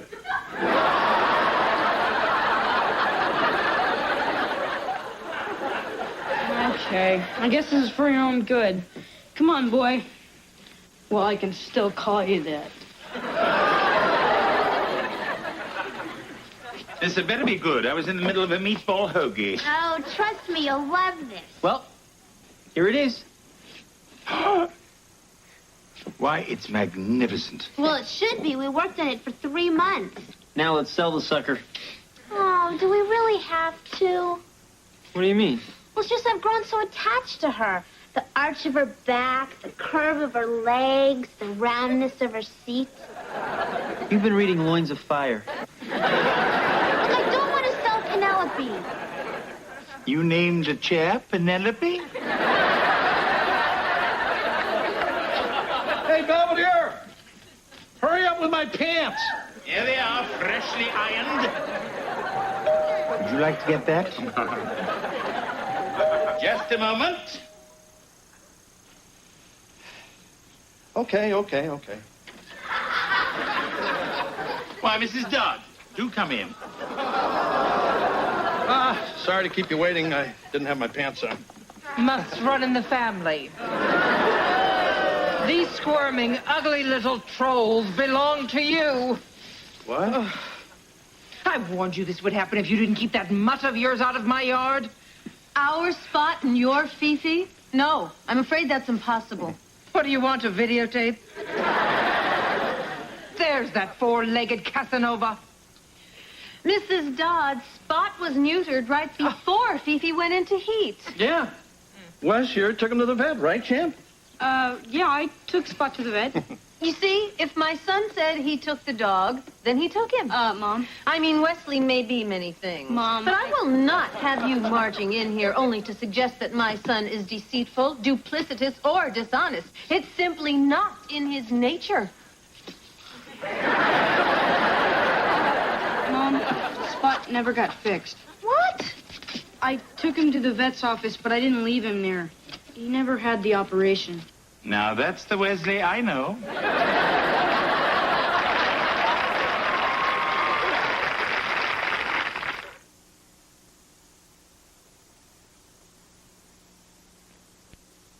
Wes, why didn't you get the dog fixed?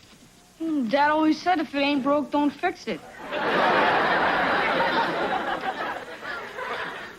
Look, I took him to the vet's office, and the lady behind the counter was about to take him, and then Spot gave me this look. What look? This look. Wesley, the dog was just nervous, and I don't blame him. Hi, guys. Hey, Kevin. Hey, who's puppies? Spot. He made whoopee with Fifi. Way to go, macho pup. I mean, bad Spot. Bad. Look, from now on, I'll keep him on his leash, and I won't let him go near any girl dogs, I promise. Oh, guess again, mister.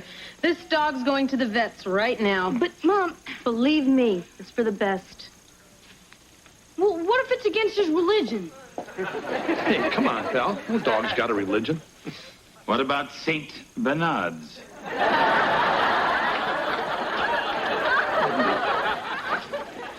You know, you're going to have to find homes for these. Yeah, I know. I mean, it's going to be your responsibility to watch them, to feed them, and to scoop the poop. Do you understand? Don't worry, Mr. Belvedere. I'll take care of everything, I promise. Come on, Wes. I'll take you to school. Okay. See ya.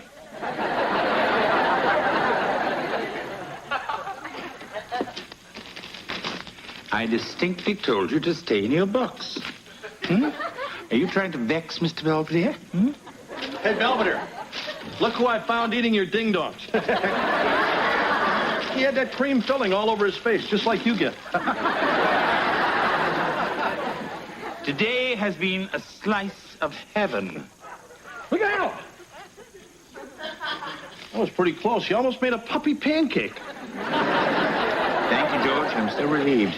Think how he feels. Hey, Dad. Hey, Mr. Belvedere. Hey, you found homes for any of these dogs yet? Well, I asked around at school, but everybody I know already has a pet. Except Miss Ryan, who said if she wanted a hairy beast in bed, she'd get married again. Well, you better get with it, pal. I will. I guess these guys were a lot of trouble today, huh? Yes, but I decided to look on the bright side, keep a positive attitude, and one day, get even.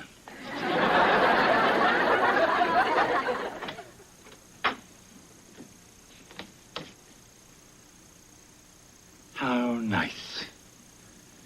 No puppies, no people.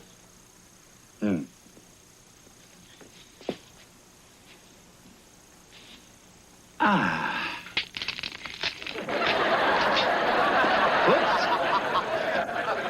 Oh, hi, Miss Belvedere. Hello. What are you doing out here? I was just admiring your handiwork. Yeah, well, we've been talking to antique dealers, and they say our chair could be worth $4,000 or $5,000. Oh, what do they know? Well, Nuts convinced me to sell the chair. We're going to use the money to buy more antiques. Yeah, maybe go into our own business. Yeah, isn't that a great idea? No, I mean, I wouldn't rush into anything. You know, it's funny, I've never even sat in it. Oh, and you shouldn't. I mean, it's extremely delicate. Are you kidding? This baby's so well built it could take a bull elephant. I wouldn't be too sure of that. Go ahead, try it out.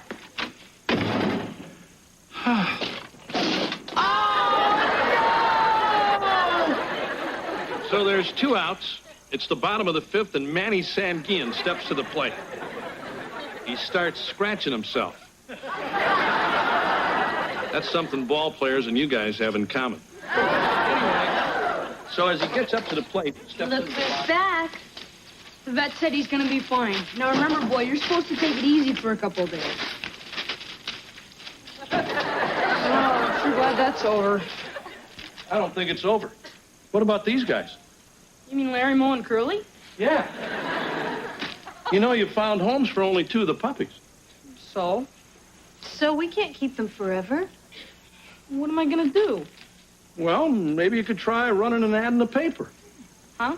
Well, you know, something catchy like, hurry up and adopt a cute little mutt before it gets squashed under Belvedere's butt.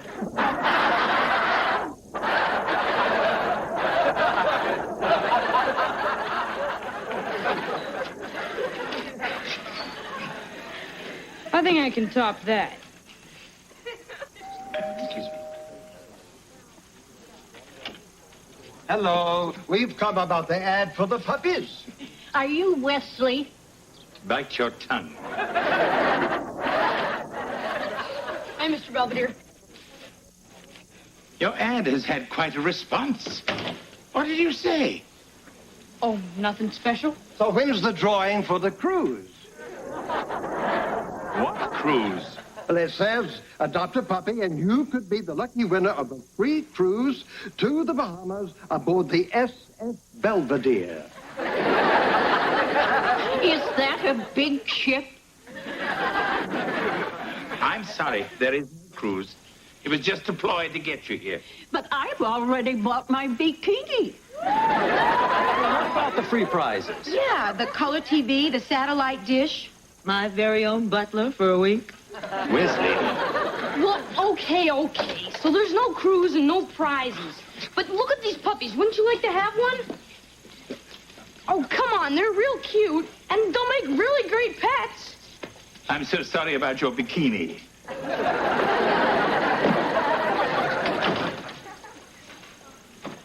Wesley, what made you do such a foolish thing? Look, I'm getting desperate. We have to find homes for these guys. Yes, well, that's no way to go about it. Mr. Belvedere, you're always good at stuff like this. What am I going to do? I honestly don't know.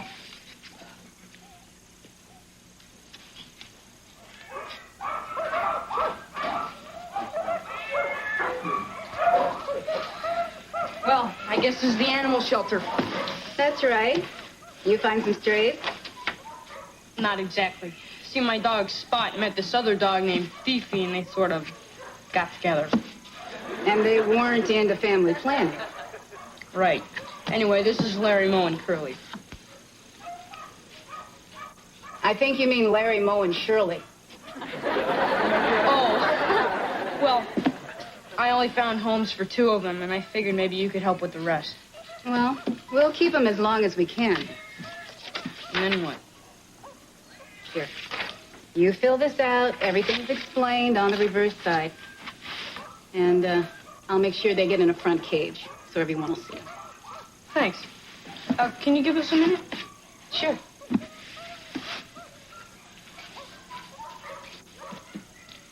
Look, I know being at the animal shelter isn't that great, but it's gonna work out, I promise. Now, whenever someone comes to look for a pet, do your puppy thing, you know, jump around, chase your tails, trip over each other. Oh, and one of you should pretend to be asleep in the food bowl. That always gets them. All set? Yeah, I guess so. See you around.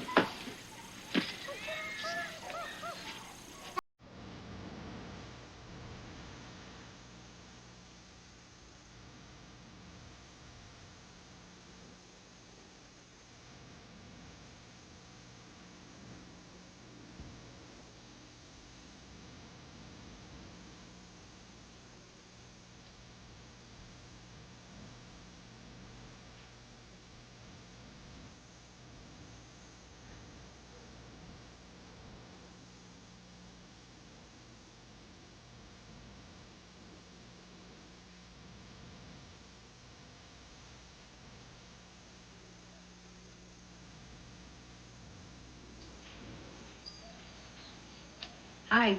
How'd you like to adopt that? Oh, it's you. Yeah, great so. You know, I was thinking, if we moved them, you know, down here, then maybe people would see them when they came. We don't have any more time. What do you mean? I mean, I have other dogs that need this cage. Well, they're not real big. You know, they could share it. Now, look, you know I kept them as long as I could. Hey, what are you doing? Wesley, I think you should go home. What are you going to take them out of there Wesley, please. What are you going to do? Just drag them off somewhere and kill them? Oh, hello. Did I come at a bad time? Mr. Belvedere, what are you doing here? I found some clown who might adopt your puppies. Huh? Quickly, Lynn, quickly. I have a show in 30 minutes. This is Mr. Sigmund. You really are a clown. Right, kid. Mr. Sigmund uses dogs in his act, and he's looking for some puppies that he could train to take over for the older dogs. Are these the puppies that you were telling me about? That's right. You're real neat, Mr. Sigmund. Well, I don't know. They look kind of runty to me. Actually, they come from a very good bloodline, which is more than I can say for the people in the family. Oh, Spot. Here, boy. Spot! Wesley, why don't you have Spot show Mr. Sigmund some of his tricks? Spot, I know you just got out of the hospital, but Larry, Mo, and Shirley are counting on you. Mr. Sigmund sees how smart and clever you are. He may adopt your kids. And let's face it, they're the only kids you're ever going to have. He doesn't know how lucky he is. Down. Okay, roll over. Good. Okay, sit up. Good. I'd say the dog has the boy rather well trained. Can I borrow this? Oh, I'm in this deep. What the heck? Okay, go jump. Go jump. Go jump. Go jump. Just like my wife. Does he play dead, too?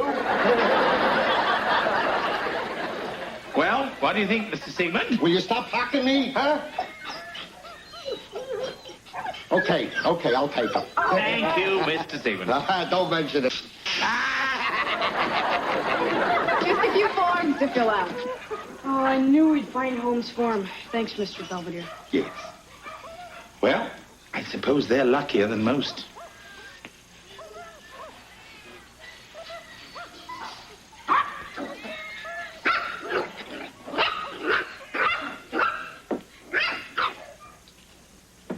How's the reconstruction coming along? Oh, not so good. It is one of a kind, isn't it? You know something? Life stinks. Oh, please don't start that again. Oh, why shouldn't I? Penelope is broken. Why'd you have to go sit on her? Because she's a chair. Penelope is a chair. Oh, she was a chair. Now she's a freak of nature. Takes one to know one. Hey, don't call me names. This is all your fault. Actually, it was mine. Huh? I sat on Penelope before Kevin did, and she cracked. Here. I think this should cover the costs. I've made it out to both of you. Mr. Belvedere, we can accept this. I insist. It was an accident. No, it's the least I could do. What? $5? Well, that's what you paid for it. Don't spend it all in one place.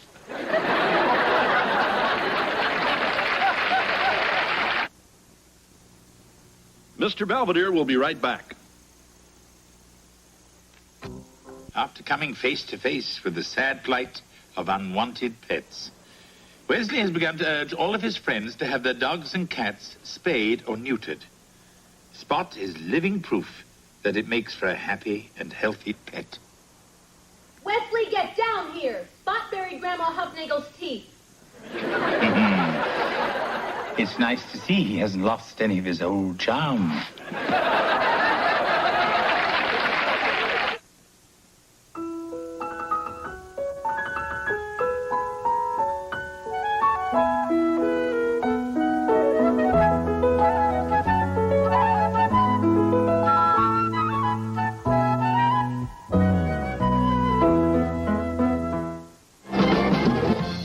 The Boston Globe calls Life Goes On the best new drama series of the year.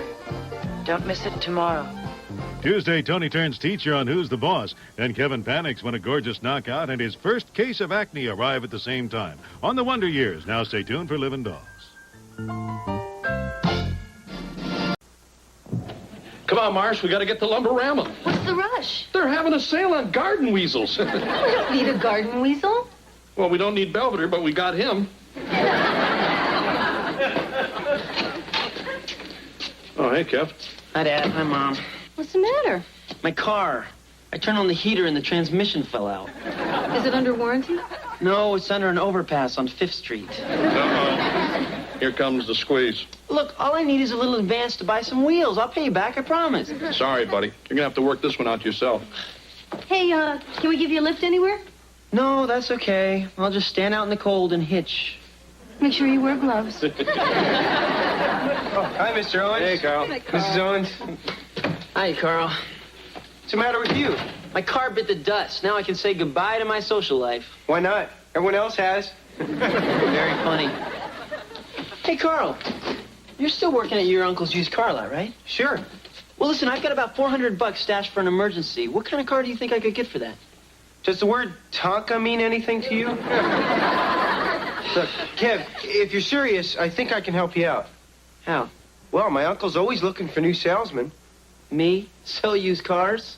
Yeah, it's a great way to make some cash. And the top salesman gets to drive the best car on the lot. Really? Yeah. How do you think I got my Matador?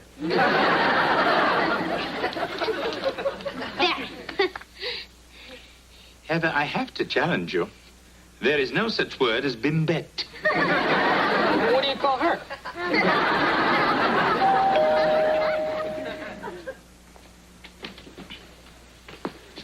Stop looking at my letters, you cheat. I have a telegram for Mrs. Lynn Belvedere. It's Mr.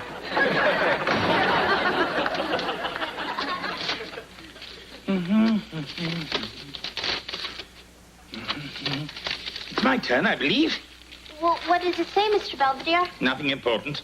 Well, then why would they send a telegram? Yeah, nobody sends a telegram unless it's important. Yeah. Listen, you little snoops. If I say it's not important, it's not. Yeah, he's probably right. If they really wanted to get his attention, they would have sent a candygram. Well, this is it. Pretty snazzy, huh? Yeah, dazzling. I'll introduce you to my uncle. Uncle Phil? Yeah. What is it, Kevin? This is my friend Kevin I was telling you about. Hi, Kevin Owens. You ever sell anything before? Well, I sold greeting cards once. I was trying to win a new sled. Just remember, the key to this business is honesty. Fake that and you'll do fine. What? Look, follow Carl around for a couple of days. He'll show you the ropes. All right, thanks. All right. See you guys later. I got some odometers to turn back. Hey, Belvedere, this is great cake. What's your secret? I bought it at a bakery. Hi, everybody. Hi. Hey, Kev. So have you solved your car problem? Well, sort of. I got a job. Oh, yeah? What kind of job? Well, I'm in sales. Really? What are you selling? I'm involved with previously owned transportation. You're selling used cars? Yeah, but I can't help feeling kind of shady, you know? Oh, come now, Kevin. Some used cars salesmen may be unsavory, but they perform a very good function. What's that? They make lawyers look good.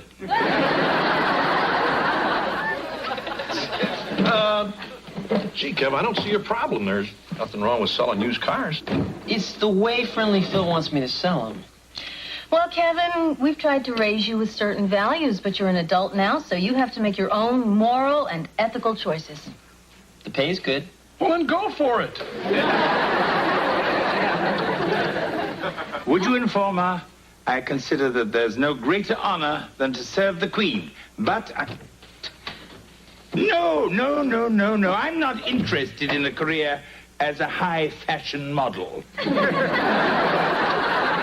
Call Guinness. That was the world's wrongest number. Very amusing, Wesley. Now, if you'll excuse me, I'll be in my room. Doing what? Hiding from you. Something funny's happening around here. Yeah, got any hunches?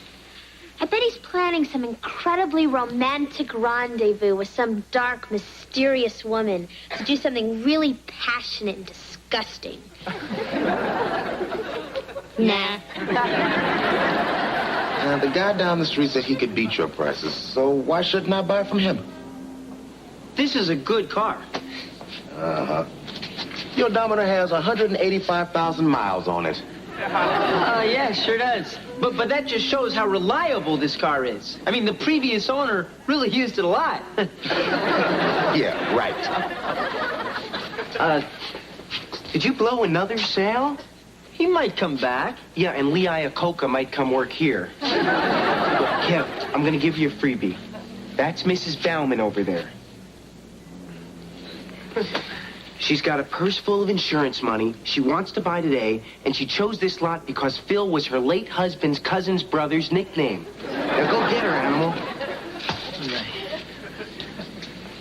Hi, Mrs. Bauman. Listen, I'm sorry to hear about that dead husband of yours. So, what are you in the market for today? I need a nice, safe car I can drive to church. Certainly. Well, how about something like this? Easy to handle and safe as a baby's crib. I'll take it. You will? I mean, that's great. By the way, does the radio work? No. Yes. Yes. Yes? Well, what I mean is the radio did work at one time, but sometimes it works better than others. Oh, phooey. It's just that my favorite religious program is coming on, and I wanted to listen to it. Well, I'll tell you what. I'll draw up the paperwork, and you can listen to your radio program from my office. Oh, I don't know. It's such a nice day out. How about that cute red one over there? Does its radio work? Oh, you mean the Corvette? Is that what it's called? Yeah, sure. Listen, I'll go unlock it for you. Oh, no need. You are a very sweet boy. Thanks. All right. So what happened? Carl, I did it. I sold the car to that sweet old lady. And I didn't have to lie or cheat or...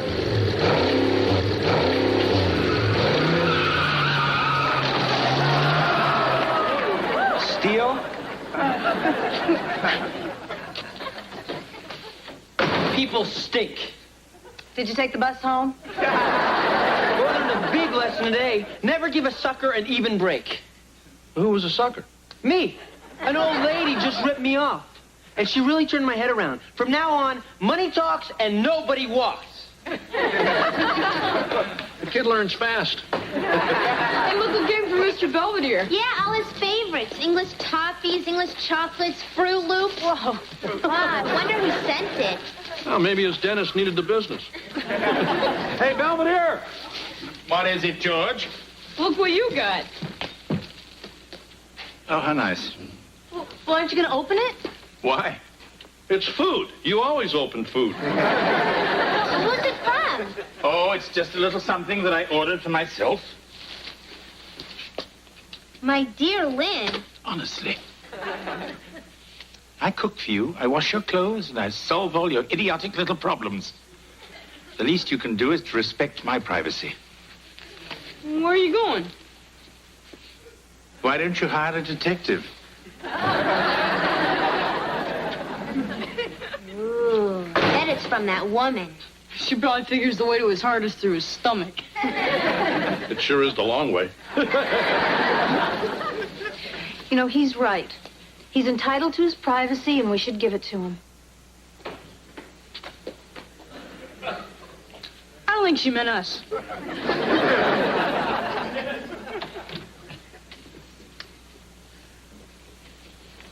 Leslie, I'm really nervous. Mr. Belvedere can come back any minute. He could be coming upstairs right now. Nah, everything on the walls would be rattling. So you see anything? Just the usual. His pen, his journal, and a bag of Oreo crumbs. Hey, check this out.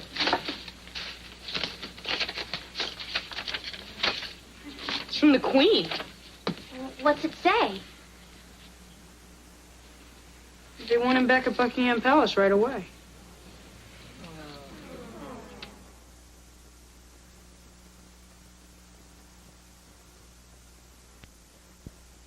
I can't believe he'd throw a letter from the Queen of England out in the trash. Me neither. Well, what are we going to do if Mr. Belvedere goes back to England?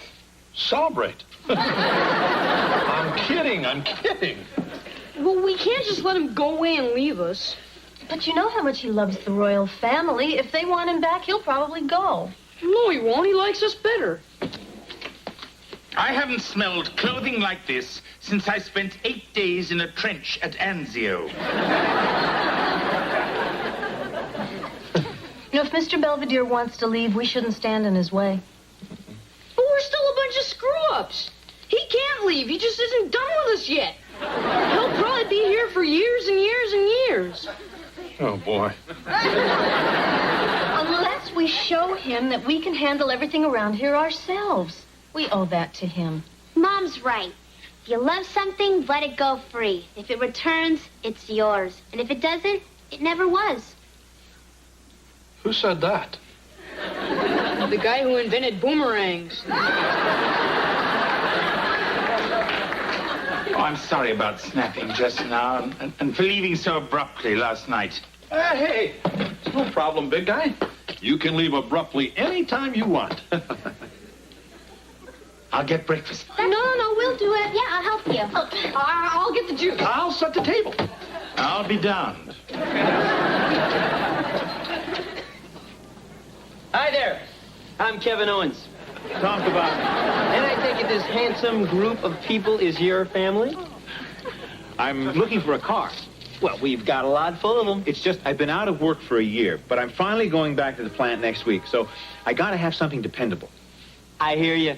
And I have to take our little girl to the hospital for allergy shots every week. So we really need something reliable and safe.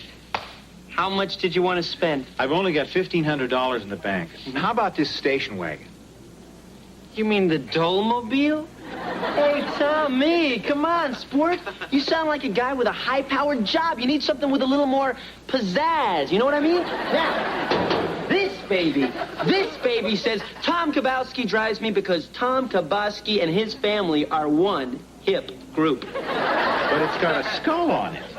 And it's yours, free of charge. I don't know. Where would I get that kind of money? Hey, now, that's what our no questions asked credit department is for. What are your finance rates? No questions asked. Honey, this doesn't look like it has enough room for Grandma's wheelchair. That's because it's streamlined. It's an optical illusion.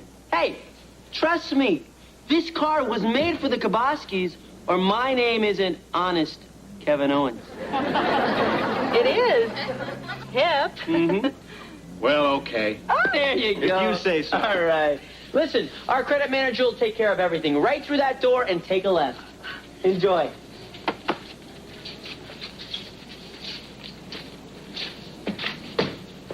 Hey, Owens, you're terrific.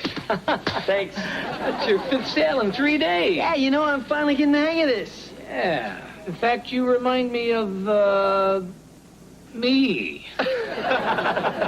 Hey, listen, Phil, I've been thinking about something. They say it pays to advertise. Yeah? What do you have in mind? Something with dignity.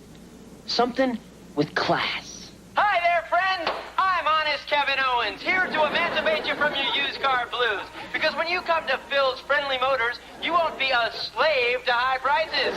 Yes, friends, at Phil's Friendly Motors, that's Phil's Friendly Motors, Route 8 in Etna, things are really hoppin'. Hippity-hop, hippity-hop, hippity-hop. Why? Because I'm Honest Kevin Owens, and I'm not going to lie to you. Where are you going to get the best deals in the tri-state area? Bargains galore at Phil's Friendly Motors, Route 8 and Etna, next to the swamp. Everybody! Bargains galore at Phil's Friendly Motors, Route 8 and Etna, next to the swamp. How about that kid? The camera loves him. He looks distinguished in a beard. Carl looks like a dork. Oh, there's Mr. Belvedere. Now remember the plans. We don't need him. Good afternoon, all. Hello. Hey, big guy. I'll have lunch ready in a jiffy. No need. I already made it. I'll alert the health department. Hey, you know something, big guy? It was real tasty. Yeah. Oh. Well, then I'll get to the dishes. Oh, that's okay. I already did them. Hey, Mom, you know what would be fun? Let's line the shelves. Oh, great idea. Then afterwards we can alphabetize the spices. Oh, there you are, Dad. Ah, what's going on, pal? I got a problem. Oh, don't worry, your father. I'll take care of it. It's okay, big guy. I'll handle this one. Well, I was trying to break into the teacher's lounge, but my drill threw off some sparks, the door caught on fire, set off the sprinklers, and flooded the whole school. Now, no one knows it was me. What should I do? There's always Harry Carey. Well, you see, son, it's every person's duty to take responsibility for their own actions. And if I teach you nothing else during this great merry-go-round called life, it's, well, in the words of the wise man, a clear conscience is being able to sell your parrot to the town gossip. If anybody needs me, I'll be in my room.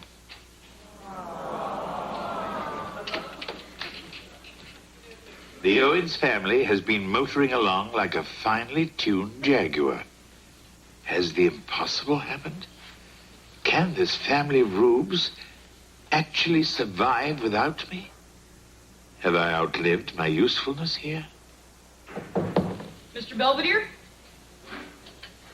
He needs something. Come in, Wesley. I'm at your service. I made you some cookies. White chocolate chip, your favorite. How very thoughtful. What's going on? Oh, nothing at all. Well, good night. Just a moment. What about that flood you caused at school? Oh, Dad straightened out the whole thing. You know, he's really a very wise man. George? Night.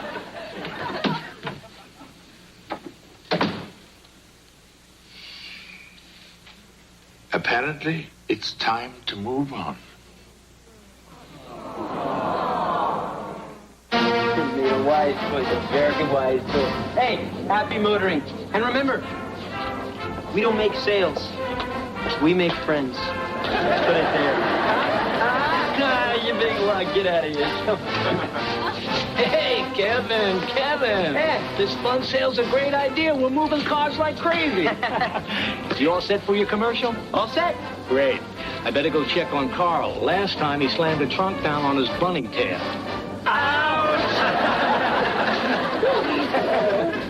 Hi, Kevin. Yeah. Remember us? Oh, yeah, my old friends, the, Kabowskis. Gazunite. I need to talk to you. Oh, sure, you looking for a second car? Come. The car you sold me broke down 3 times last week. It made me late for work. My boss said if it happened again, I'd lose my job. Well, try using a higher octane gas. The mechanic I took it to said the engine was shot. Hey, sounds like you need a new mechanic. He said it was driven into the ground before we bought it. But I told him I bought that car from honest Kevin Owens.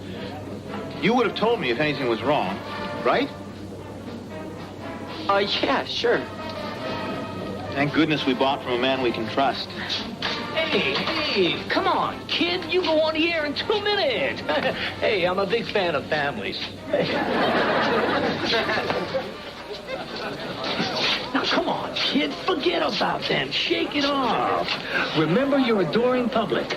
Now, I want you to use all the charm you've got and shove it down their throat. It's showtime. Hi there, friends. It's Honest Kevin Owens coming to you live. But this isn't a commercial. This is an event. And this isn't a used car lot. This is a happening. Yes, friends, it's Friendly Phil's Fantastic Fun Sale. And you know, as I look out at this sea of happy faces, as I gaze out at this vast crowd of satisfied customers, well, I just want to tell everybody out there that every car you see on this lot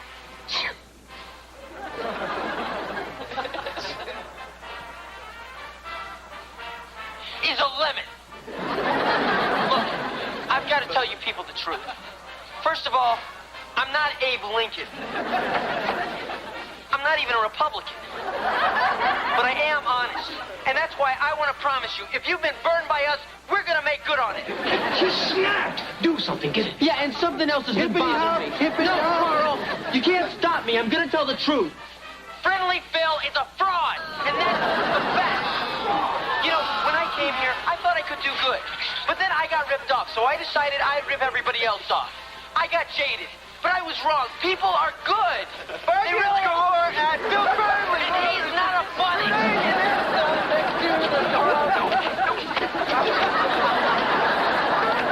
Morning, everyone. Gotta run. I'm late for court. What about our breakfast? Cornflakes sound good. I'm sick of cornflakes. Yeah, I'm sick of doing everyone's laundry. You're sick of it.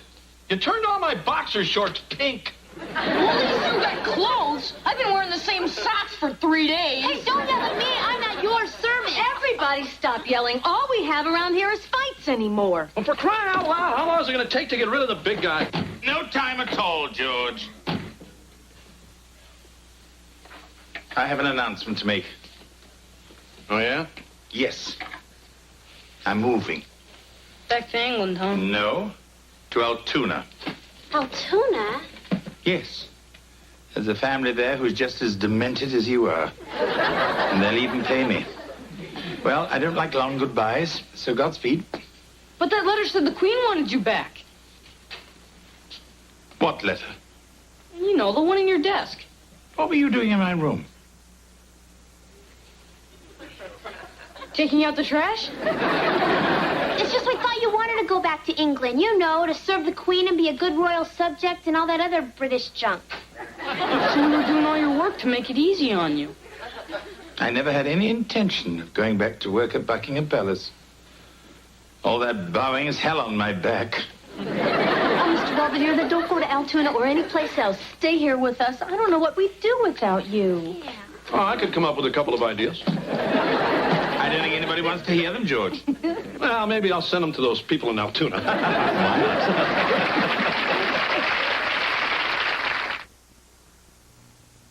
Mr. Belvedere will be right back. These days, everyone's going back to the future, where people are looking at the... Kevin's career as a used car salesman has come to an abrupt, if colorful, end. His choice of honesty over the almighty dollar was gratifying and rather hilarious to behold.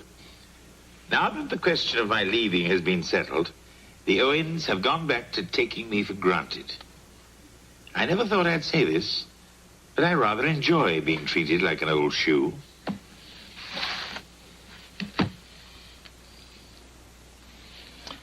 I guess they get a kick out of me.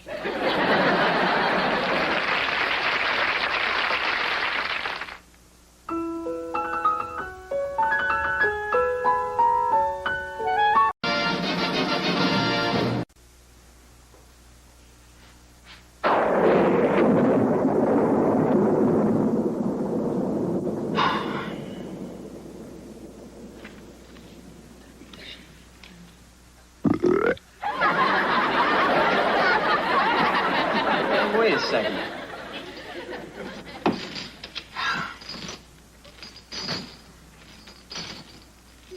Hey, what's going on? Who's there?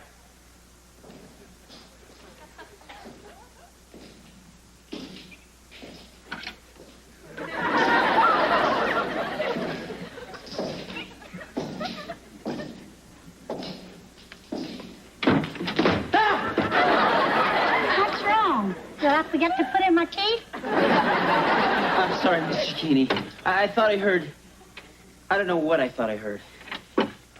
Anyway, what can I do for you? My kitchen faucet is going drip, drip, drip. It makes me want to wee-wee. Well, it probably just needs a new washer. Come on, let's take a look. Sir, I haven't seen Mr. Belvedere around here lately. He's such a hunk. Yeah, well, I'll make sure I give him your best next time I see him. What was that? Probably the ghost of Mr. Feinblatt. He died right over there. He was mixing diapers, and his necktie got caught in the blender.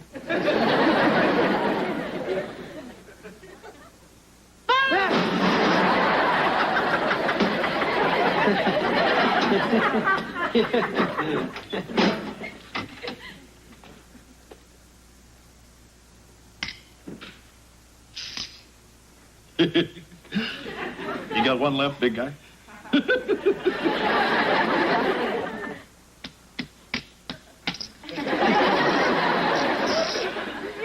That's more than you have. Nice move. Too bad it's your last one. Oh, George, it's only a game. Let's show a little maturity. Let's not. As you wish. I love it when they get like this. All right, pal, what's going on? Mom's making me pick out some dumb elective at school to broaden my stupid horizons. Well, at least you got a good attitude. Wes needs a class to take 6th period. Well, what were you taking before? Detention. Hey, what about woodshop? That's what got me into detention. Well, there's still a metal shop. I already took that. Yeah, remember? He made a pass key to the faculty lounge. Hey, it wasn't my fault the principal was in there making out with the cafeteria lady. Well, when you do find a class you want, just try to stay out of trouble. Why don't you just ask him to fly?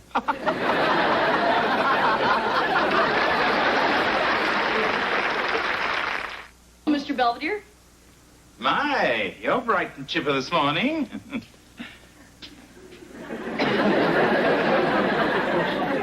What have you done? Morning. Morning. Morning. Look at that.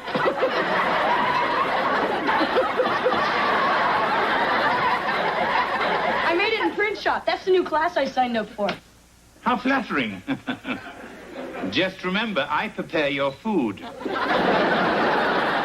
I think it's a great piece of work. Hi, everyone. Hi, Mr. Beer Belly. Speaking of a piece of work. I'm going to drive Heather to school this morning. Is she ready? She's getting dressed, Angela. You can go on up if you want. Okay. Hey, that's just like the one in your front yard. Take it down, mister. I guess that goes for the one at the post office, too. Morning. Hey, Kev. You're here pretty early. Yeah, I sort of spent the night. How come? Well, my apartment's got roaches again. Yeah, and the exterminator said that it might take months to get them out. Is he spraying them or giving them career counseling? Hey, what's going on, pal? Well, I've been hearing these noises, especially late at night. What kind of noises? Footsteps, murmuring, Wayne Newton singing Dankeschön. Come on, Kev, you're not going to let a few bumps in the night get you all rattled, are you? Well, Ted. Next thing you know, you'll be telling me you got ghosts. Yeah, I guess it is Dad. Hey, Dad, can you do me a favor? Sure, pal, name it. Could you come over and spend the night? Hey, come on, Kev. Butch up.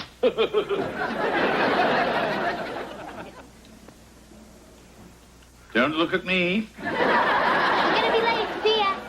Oh, Mr. Belvedere, I invited Angela over for dinner, and then we're going to stay up all night and give each other facials. Guess what? You get to mix the mud. Do you still have that couch bed? Mr. Belvedere, did you hear that? What? Something's out there. Ah!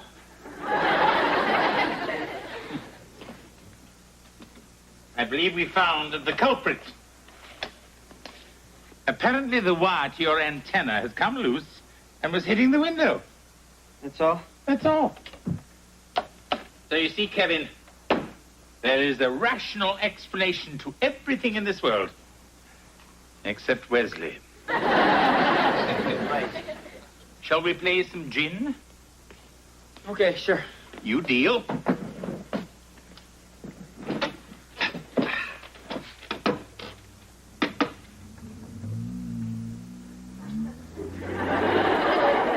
you hear that? It sounded like a rumble. A low rumble. I beg your pardon. Kevin, you must really pull yourself together. Hey, I'm fine. Really. Okay, so I'm a little edgy.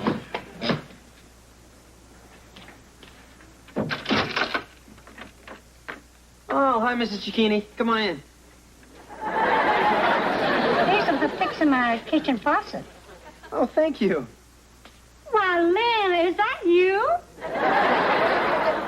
Mrs. Cicchini. How are you, cutie buns? Fine, thanks. Miss Cicchini brought over some cookies. You like a little treat?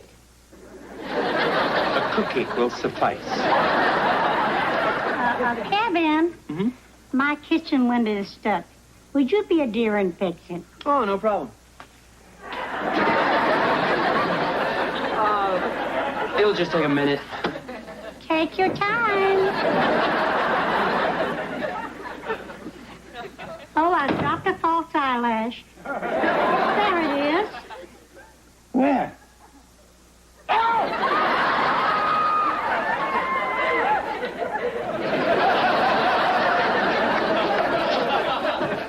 Good morning.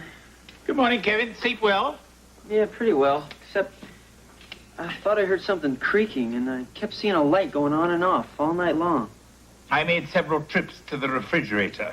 I was a tad hungry. Hey, the light bulb's missing. It burnt out. So, how was your night? Anything strange to report? Other than Mrs. Cicchini doing the hula, no. It figures. The night you're here, nothing happens. Kevin, sometimes the mind plays tricks on us. Hey, look, I didn't just imagine all this stuff. It happened. It really, truly, absolutely happened. Kevin, don't worry. Be happy. Hey, where are you going? Back to your family. Now that's real terror.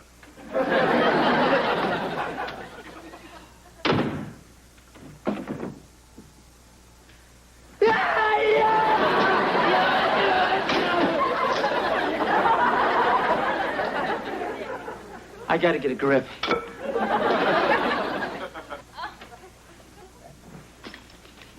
Hey, big guy. How'd it go? Oh, nothing otherworldly to report. How about you? Any monsters under your bed? No. But I had a nightmare about this big thing that invaded my house and wouldn't leave. Morning. Good morning, Mrs. Owens. I'll have breakfast in 5 minutes. Oh, no time. I've got an early deposition. George, could you give me $20? What happened to the 20 I gave you yesterday? Lunch, parking, and a peppermint patty. You know, I bet you've hit me up for $200-300 this month. George, what difference does it make? It's our money. Well, then how come you get it all? I'm a lawyer. My turn. Good morning, Mr. Belvedere. Good morning, Wesley. Oh, look what I found. It's your green card. Oh, thank you. I must have dropped it somewhere. Wait a minute. This isn't my green card. This is a cheap forgery. Huh? I come from the United Kingdom, not the Kingdom. What's going on? Well, print shop was boring yesterday. I needed a challenge.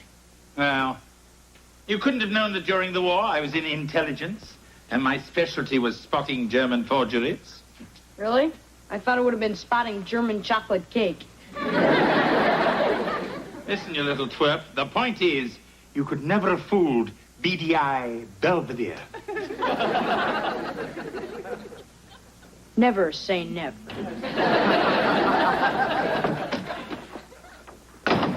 They're back. Who's back, Kevin? Oh, in my apartment, these noises, weird sounds, medley of show tunes by Al Jolson. Oh, Kevin.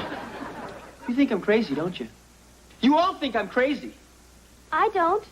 There now, don't you feel better? Sounds to me like you've got a poltergeist. You know, a spirit caught between this world and the astral plane. It's that astral turf. Yeah, well, I don't care what it is. I'm never going back to my apartment. But that's silly.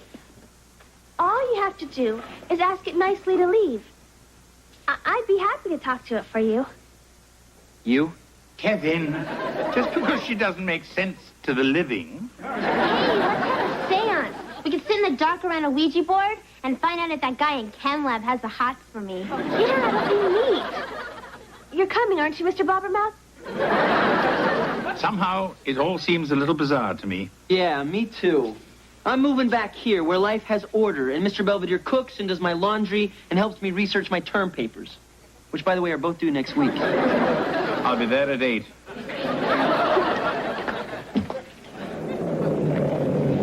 Let go of that cookie, you little rat!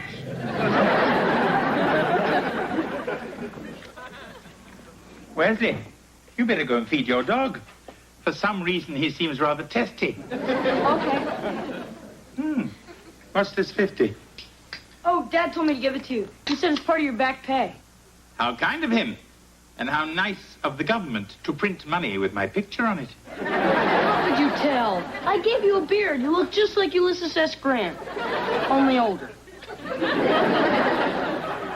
Wesley, this is not the same as hiding Heather's underwear. Counterfeiting is a felony. So? So, do you have any more of these? Just a few hundred in case I need to bribe the hall monitor. Well, I want you to promise me that you'll burn all these and never print any more. Okay, lighten up. Hey, you're pretty upset about this. You must think those are good, huh? Oh, you flatter yourself. Only a moron would be fooled by that money. Some guy's here with a large pizza. All right, come back, you twerp! That's my pie! Thanks, Marsh.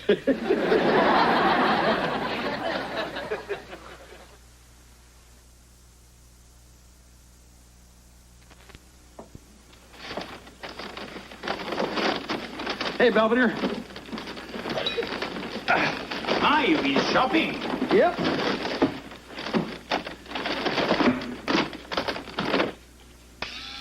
You've already got one of those? Not this year's model. It's red. Look at this. It's one of those radios for the shower. Oh, good. Maybe it'll drown out your yodeling. Hi. Ooh, what's all this? I bought it with that $300 you left me. George, I didn't leave you any money. Yeah, it was right there on the counter. You mean the 50s? Yeah. Yeah. Those were Wesley's. Well, where do you get that kind of cash? He made it. In print shop. You mean I spend counterfeit money all over town? Wait till I get my hands on that kid. George, first you'd better get the money back, then deal with Wesley. I guess you're right. Come on, Belvedere, give me a hand.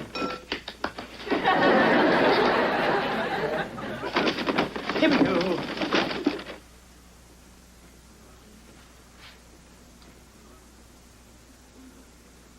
May I help you?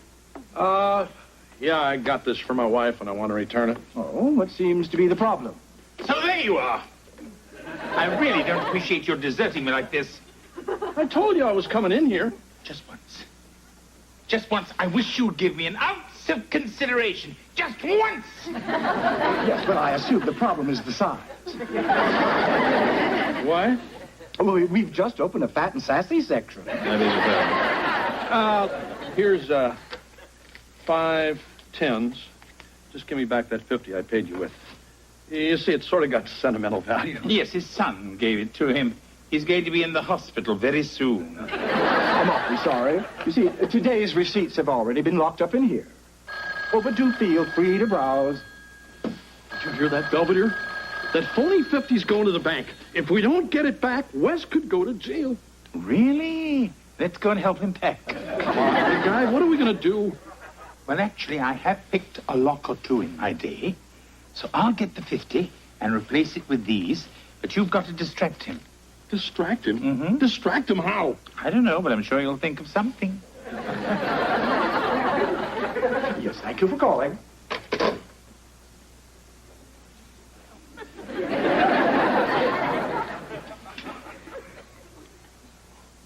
Is that for your wife? Maybe. How does it look?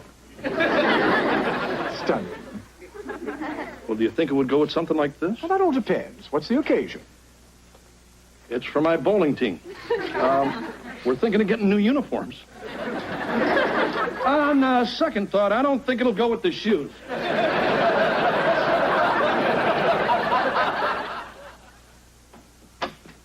everybody. Where have you been? I stayed after school. I'm working on a new project in print shop. What? You printing T-bills now?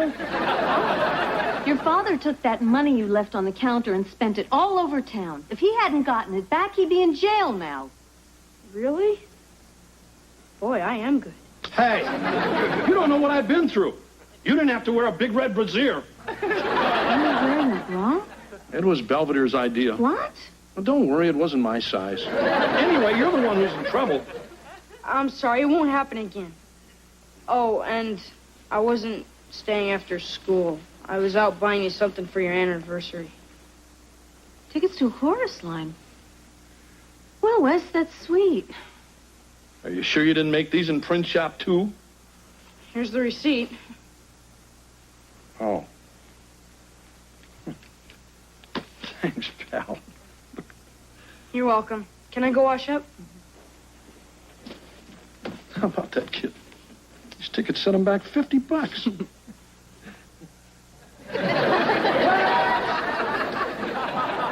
You know, Kevin, for a proper seance, we really should have the lights off. Not a chance. I'm tired of waiting for Mr. Belvedere. Why don't we just start the seance without him? We can't. We need 4 people. Well, I hope that's him and not Jack the Ripper. Hello, everyone. I'm sorry I'm late. Where were you? Watching your father try on lingerie. Well, take off your coat and pull up a chair, Mr. Babaloo. Spirits are about to arrive. I hope they bring a ham. I missed dinner. Now, we all join hands. And we close our eyes. Now, I'm going to speak to the presence in this room and tell it to leave. What if it won't go?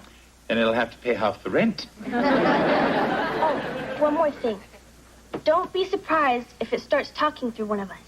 Hey, wait a minute. I'm getting scared. I mean, what if this thing picks me and my head starts spinning around and I throw up? And I break out in a hideous welts and I levitate and get flung out the window. I hate it when I throw up.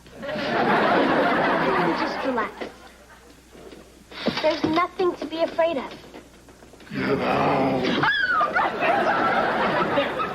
You finally heard it. You finally heard it, and that means I'm not crazy. I'm not crazy. All right. I said, get I'm going. Come on, this place is spooked. Just a moment, Kevin. There's something odd going on here. That's what I've been trying to tell you. Apparently, our spirit is a little out of shape. Gives you goosebumps, doesn't it?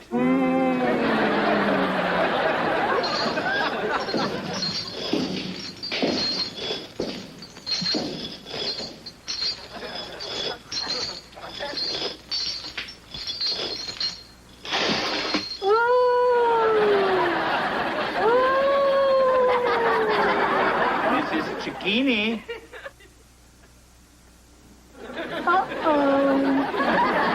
Miss Cicchini, what are you doing?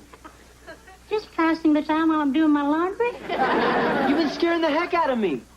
You know, I don't get it. I fix your faucets, I take out your trash, I even filled up your water bed. Want to try it out, Lynn? Actually, I'd rather know why you're trying to scare Kevin out of his apartment. Because I want it. But your place is twice the size of mine. Yes, but your bedroom has a better view. What view? You look across the alley to the health club and the men's shower room. Hubba, hubba. Look, Miss Cicchini, I'm sorry, but I'm staying where I am. Nice try, though. Thanks. I know I've acted foolishly, but I'm old. So, live with it. Well, now that we've found our ghost, shall we? Yeah, we'll see you later, Ms. Cicchini. Oh, Lynn. Yes? Oops, I dropped my horn. Would you mind picking it up? Only because it's you.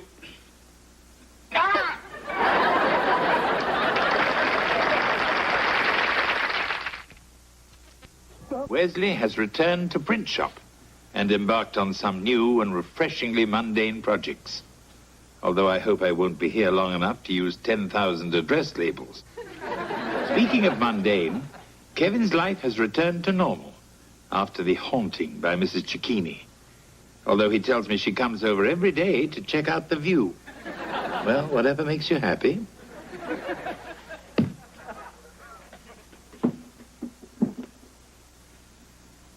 Hubba, hubba. Mrs. Cicchini?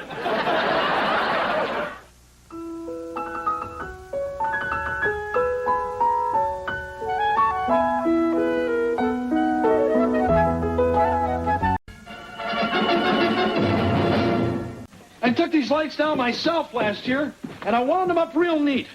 Now look at them. Why do they do this? Maybe it's their mating season.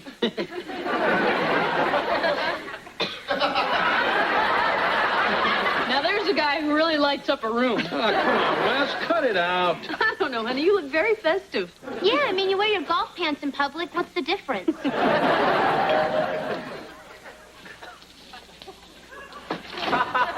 Hi, remember me? I'm Carl Putnam. Uh-oh. One of those happy guys. Helping others happily. That's our motto. Merry Christmas, Carl. Come on in. No, never mind. I'll come back later when you're through trimming your husband. No, that's okay. Well, as you know, it's at this time of year that we have the Happy Guys annual benefit for the Home for Not So Happy Kids. Oh, sure. Here you go. No, that's all right, George. It's not your money we want. It's you. I'm out of here. Wait a minute, George. Carl, what is it exactly you want George to do? Well, we were hoping you'd all participate in the Happy Guys annual Christmas pageant. This year we're doing Charles Dickens' A Christmas Carol. Did you ever hear of it? Well, sure. That's the one with the Grinch, right? Actually, you know, the holidays are so hectic for us. Fine.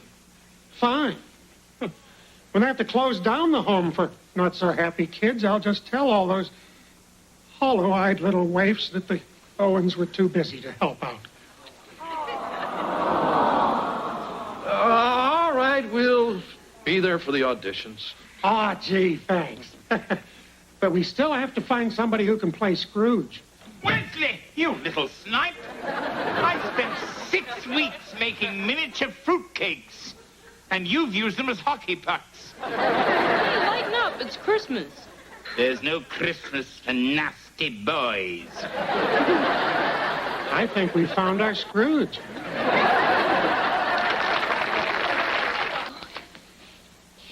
To such an odious, stingy, unfeeling myth. Oh. As Mr. Scrooge. Well, am I Mrs. Cratchit or what? I'll get back to you. What do you mean you'll get back to me? I'm your wife. Yeah, I know. All right, next auditionee, Marcia? Wish me luck.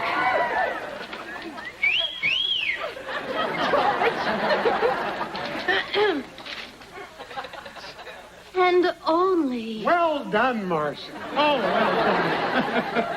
You'll play Scrooge's fiancée. But I only said 2 words. Yes, but you said them beautifully. You'll also play Scrooge's sister. Thank you. That was easy. All right, everybody, listen up. The cast for A Christmas Carol is as follows. Scrooge will be Lynn Belvedere.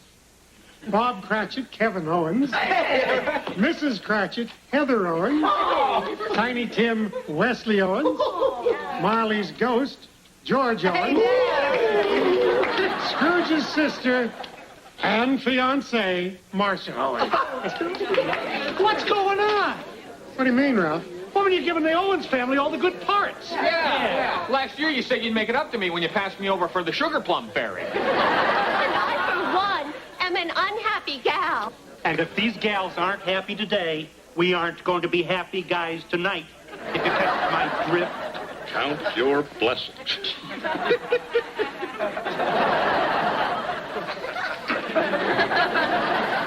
All right. Quiet, everyone. We'll take it from the nephew's entrance. Oh, that's me.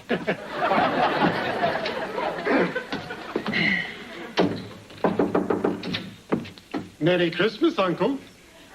Merry Christmas. What right have you to be merry? You're poor enough. Ah, but you're rich. What right have you to be Morrissey? The word is not Morrissey. It is morose. Oh, yeah. All right, from the top. Deck the halls with boughs of holly. No, that's not your cue. Can't you guys get anything right?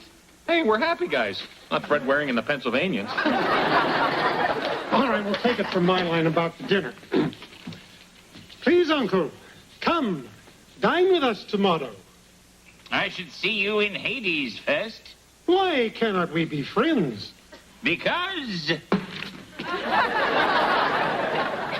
Tiny Tim is playing stickball with his crutch. Wesley, this is appalling. Hey, on the playground, that would have been a double. Oh, let's go to scene 4. Bob Cratchit asking Scrooge for Christmas Day off. If you please, Mr. Scrooge, tomorrow being Christmas, I was hoping I might have the day off. Deck the halls with boughs of holly. Pay attention! All right. We'll take it from Cratchit's line. If you please, Mr. Scrooge. Seeing that tomorrow is Christmas, I was hoping I might have the day off. Where is my ledger? It distinctly says in the script at this point, I pick up my ledger. All right. Who's got the ledger? Okay, here you are. Here you go. The 3 little pigs. You expect me to play Scrooge, carrying the 3 little pigs? Deck the halls with boughs of holly. Here's the season to be jolly. That's enough. Stop human howling.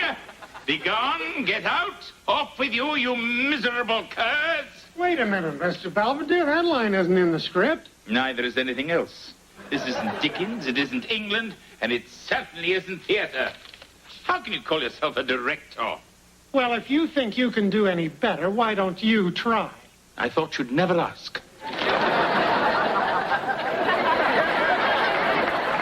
right, everybody, quiet, please. Ladies and gentlemen, settle down. Now then, from the top, scene 3. Hello, Bob. How is Mrs. Cratchit and all the small assorted Cratchits? Stop. Carl, please, don't affect an English accent. I was only trying to be authentic. Wouldn't you rather be good? Now, once again, please, from Bob Cratchit's line. They're all fine, sir. We have high hopes that Tiny Tim is feeling better soon. He'll be getting into an ambulance if I catch him. Wesley? Sorry, Mr. Big-Time Director. Just trying to keep our worthless selves occupied, sir. If you want to keep yourselves occupied, I suggest you practice your singing. Oh, speaking of singing, I had an idea for a little number that might make Scrooge's sister more interesting. Yes, well, perhaps when it's your scene, but not just now. All right, then. Now, please, gentlemen, remember, it is Christmas. It is England. And it is cold. I'm not cold. Me neither. As a matter of fact, it's kind of hot in here. You too? I thought it was just me. Now, cut it out, you guys. That was me. And when we say, yip, bye, we're only saying you're doing fine, Oklahoma, Oklahoma. Okay. L-H-O-M-A, Oklahoma.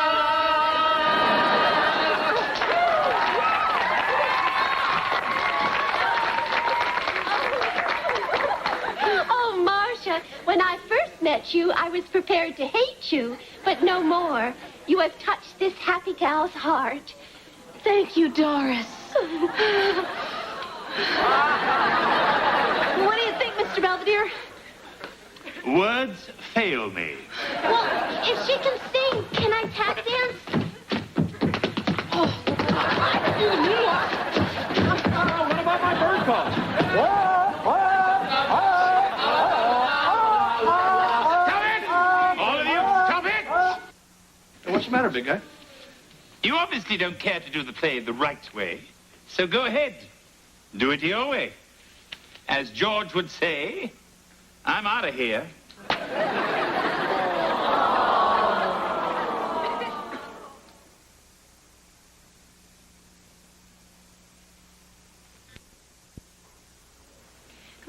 We don't want to be late for rehearsal. Why not? Play's no fun without Mr. Belvedere. I mean, torturing Carl just isn't the same. Well, somebody had to take over directing when Mr. Belvedere quit. Well, yeah, but did he have to make his wife Scrooge? Well, what's wrong with a woman playing Scrooge? I have to play her fiancé. Oh, Mr. Belvedere, please come back to the play. Yeah, it's going to be a disaster without you. Yeah, big guy. I mean, it wasn't all that great with you, but at least you were holding it together. Sorry, I have plans. I'm spending the evening with a witty and very dear friend. Well, who's that? Me. Now, you better run along. You'll be late for rehearsal. Yeah, we better go. I guess I'll have to find the inner Cratchit myself. You know, you may have quit the play, but you'll always be Scrooge. Good night.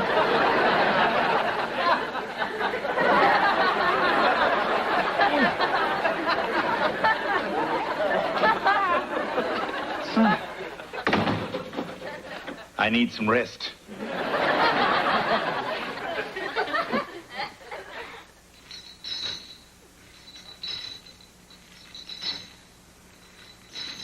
Who's there? Who is it? Belvedere. George! What kind of stupid prank is this? Ooh. It's too late for me, but there's still time to save yourself. George, this is ridiculous. And why are you wearing such a silly outfit?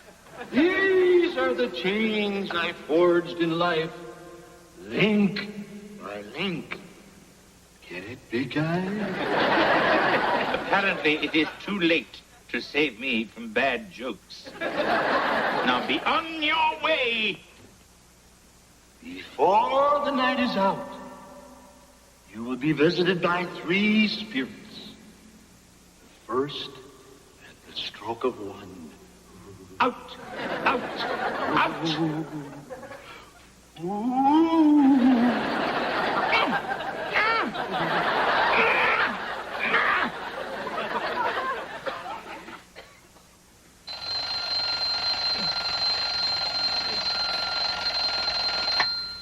"1 a.m.? I didn't set the clock for 1 a.m. Take my hand. Mrs. Owens, what are you doing in my room with a menorah on your head? I am the ghost of Christmas past. What are you talking about? Take my hand. Why? Will you just take my hand? Where are we going? I can't tell you, but there's still time to save yourself. From what? Walk this way.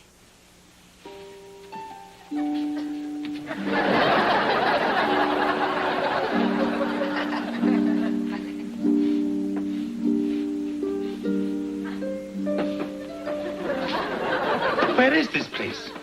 Don't you remember? It's Pennington School. Do you recognize that child? Why, it's me. Master Belvedere, have you completed your punishment? Yes, sir. I've written, "I will not throw food at my neighbor," 964 times. What about the other 36? But it's Christmas Eve, sir. There is no Christmas for nasty boys.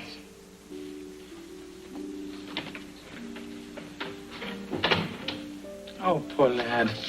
This is pitiful. Yes, it is. Missing Christmas is a terrible thing. Cheerio and pip, young nephew. Uncle Charles. Yes, child. I've come to take you home to sing carols by the Yule log. Oh, wonderful. I do love Christmas so. But what's my punishment? We'll fax it. Come along, my boy. It's time for us to go too. But I want to go with them. No. I'm afraid not. Oh, please, please.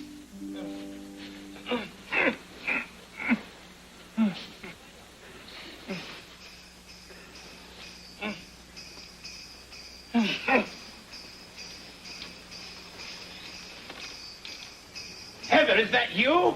What are you doing? I'm the ghost of Christmas presents.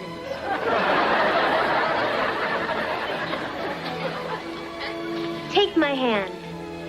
Again with the hand? Come with me, Mr. Belvedere, and I'll show you the real Christmas present. Why not?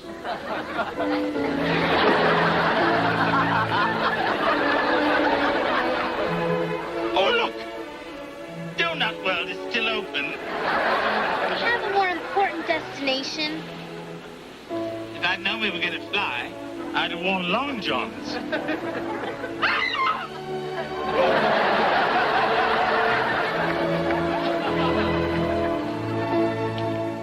We're here to observe.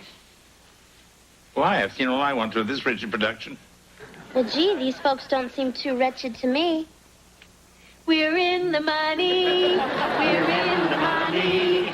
We've got a lot of what it takes to get along. Oh, the poorhouse scene has really come to life. All right, from Scrooge's arrival. Ready, dear? Ready! Take it from Bob Cratchit's line. Ah, Tiny Tim. If we only had a really awesome Christmas dinner. I hear you, man. Yeah. What are they doing? The play. Answer the door, Tiny Tim. You got it. Merry Christmas, Tiny Tim. Huh? Who are you? I'm Scrooge. You mean that old crow Dad's always kvetching about? Yes. I'm just a little irregular, but I'm much better now. And I've brought you a super snack. Wow! A Christmas pizza! With pepperoni! The classic play. They'll be ridiculed, laughed at. Maybe if they had a better director. Don't look at me. I won't. But your next visitor will. Oh, Heather! Heather! Please! Heather!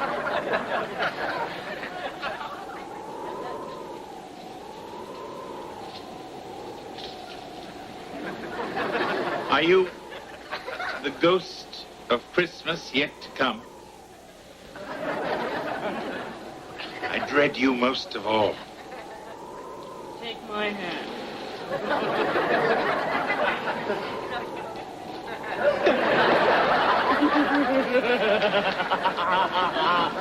It's time to reveal your future. I'm not sure I want to go in there. I'm not sure I do either.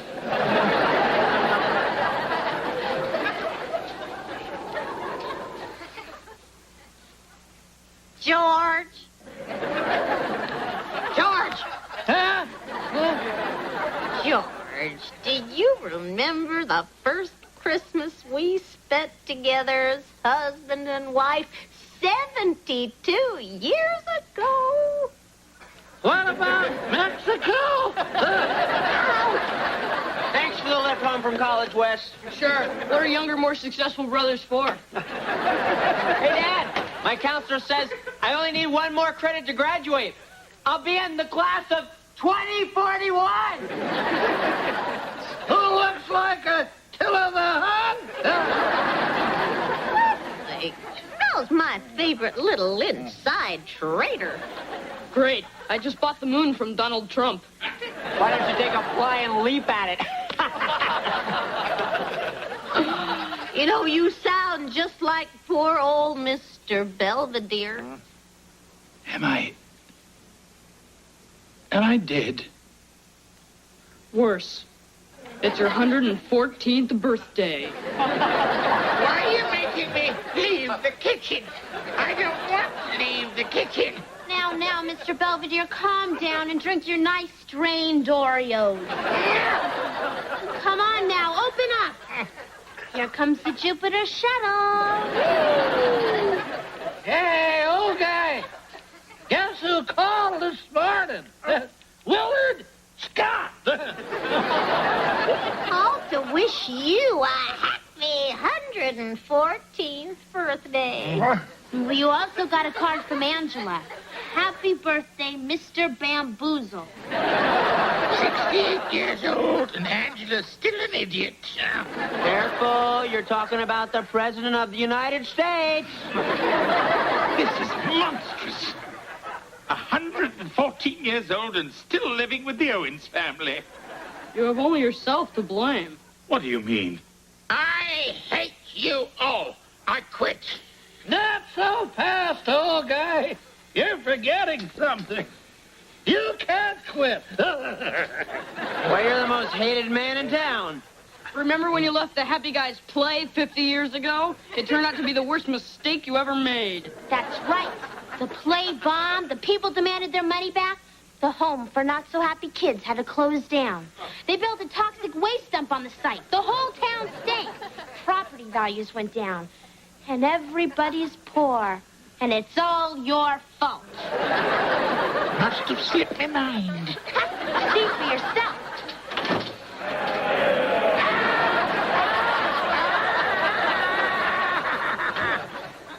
Don't worry, Mr. Belvedere. You'll always have us. Forever and ever. Trapped with the Owens. For eternity. Oh, no.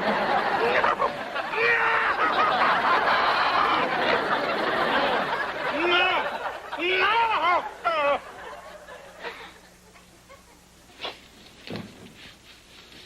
I've got to save that play. So Doris was pretty good at Scrooge. Yeah, it was real game of her to grow her own mustache. Oh, my dear Owens family, give me the answer that I pray for. Am I too late? No, Mr. Pizza's open for at least another hour. No, I mean, the play. Have I missed the play? The play's not for another week.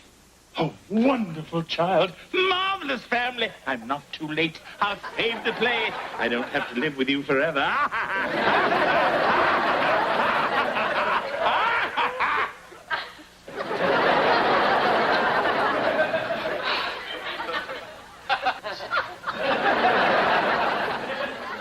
Why is it you never have a camera when you need one?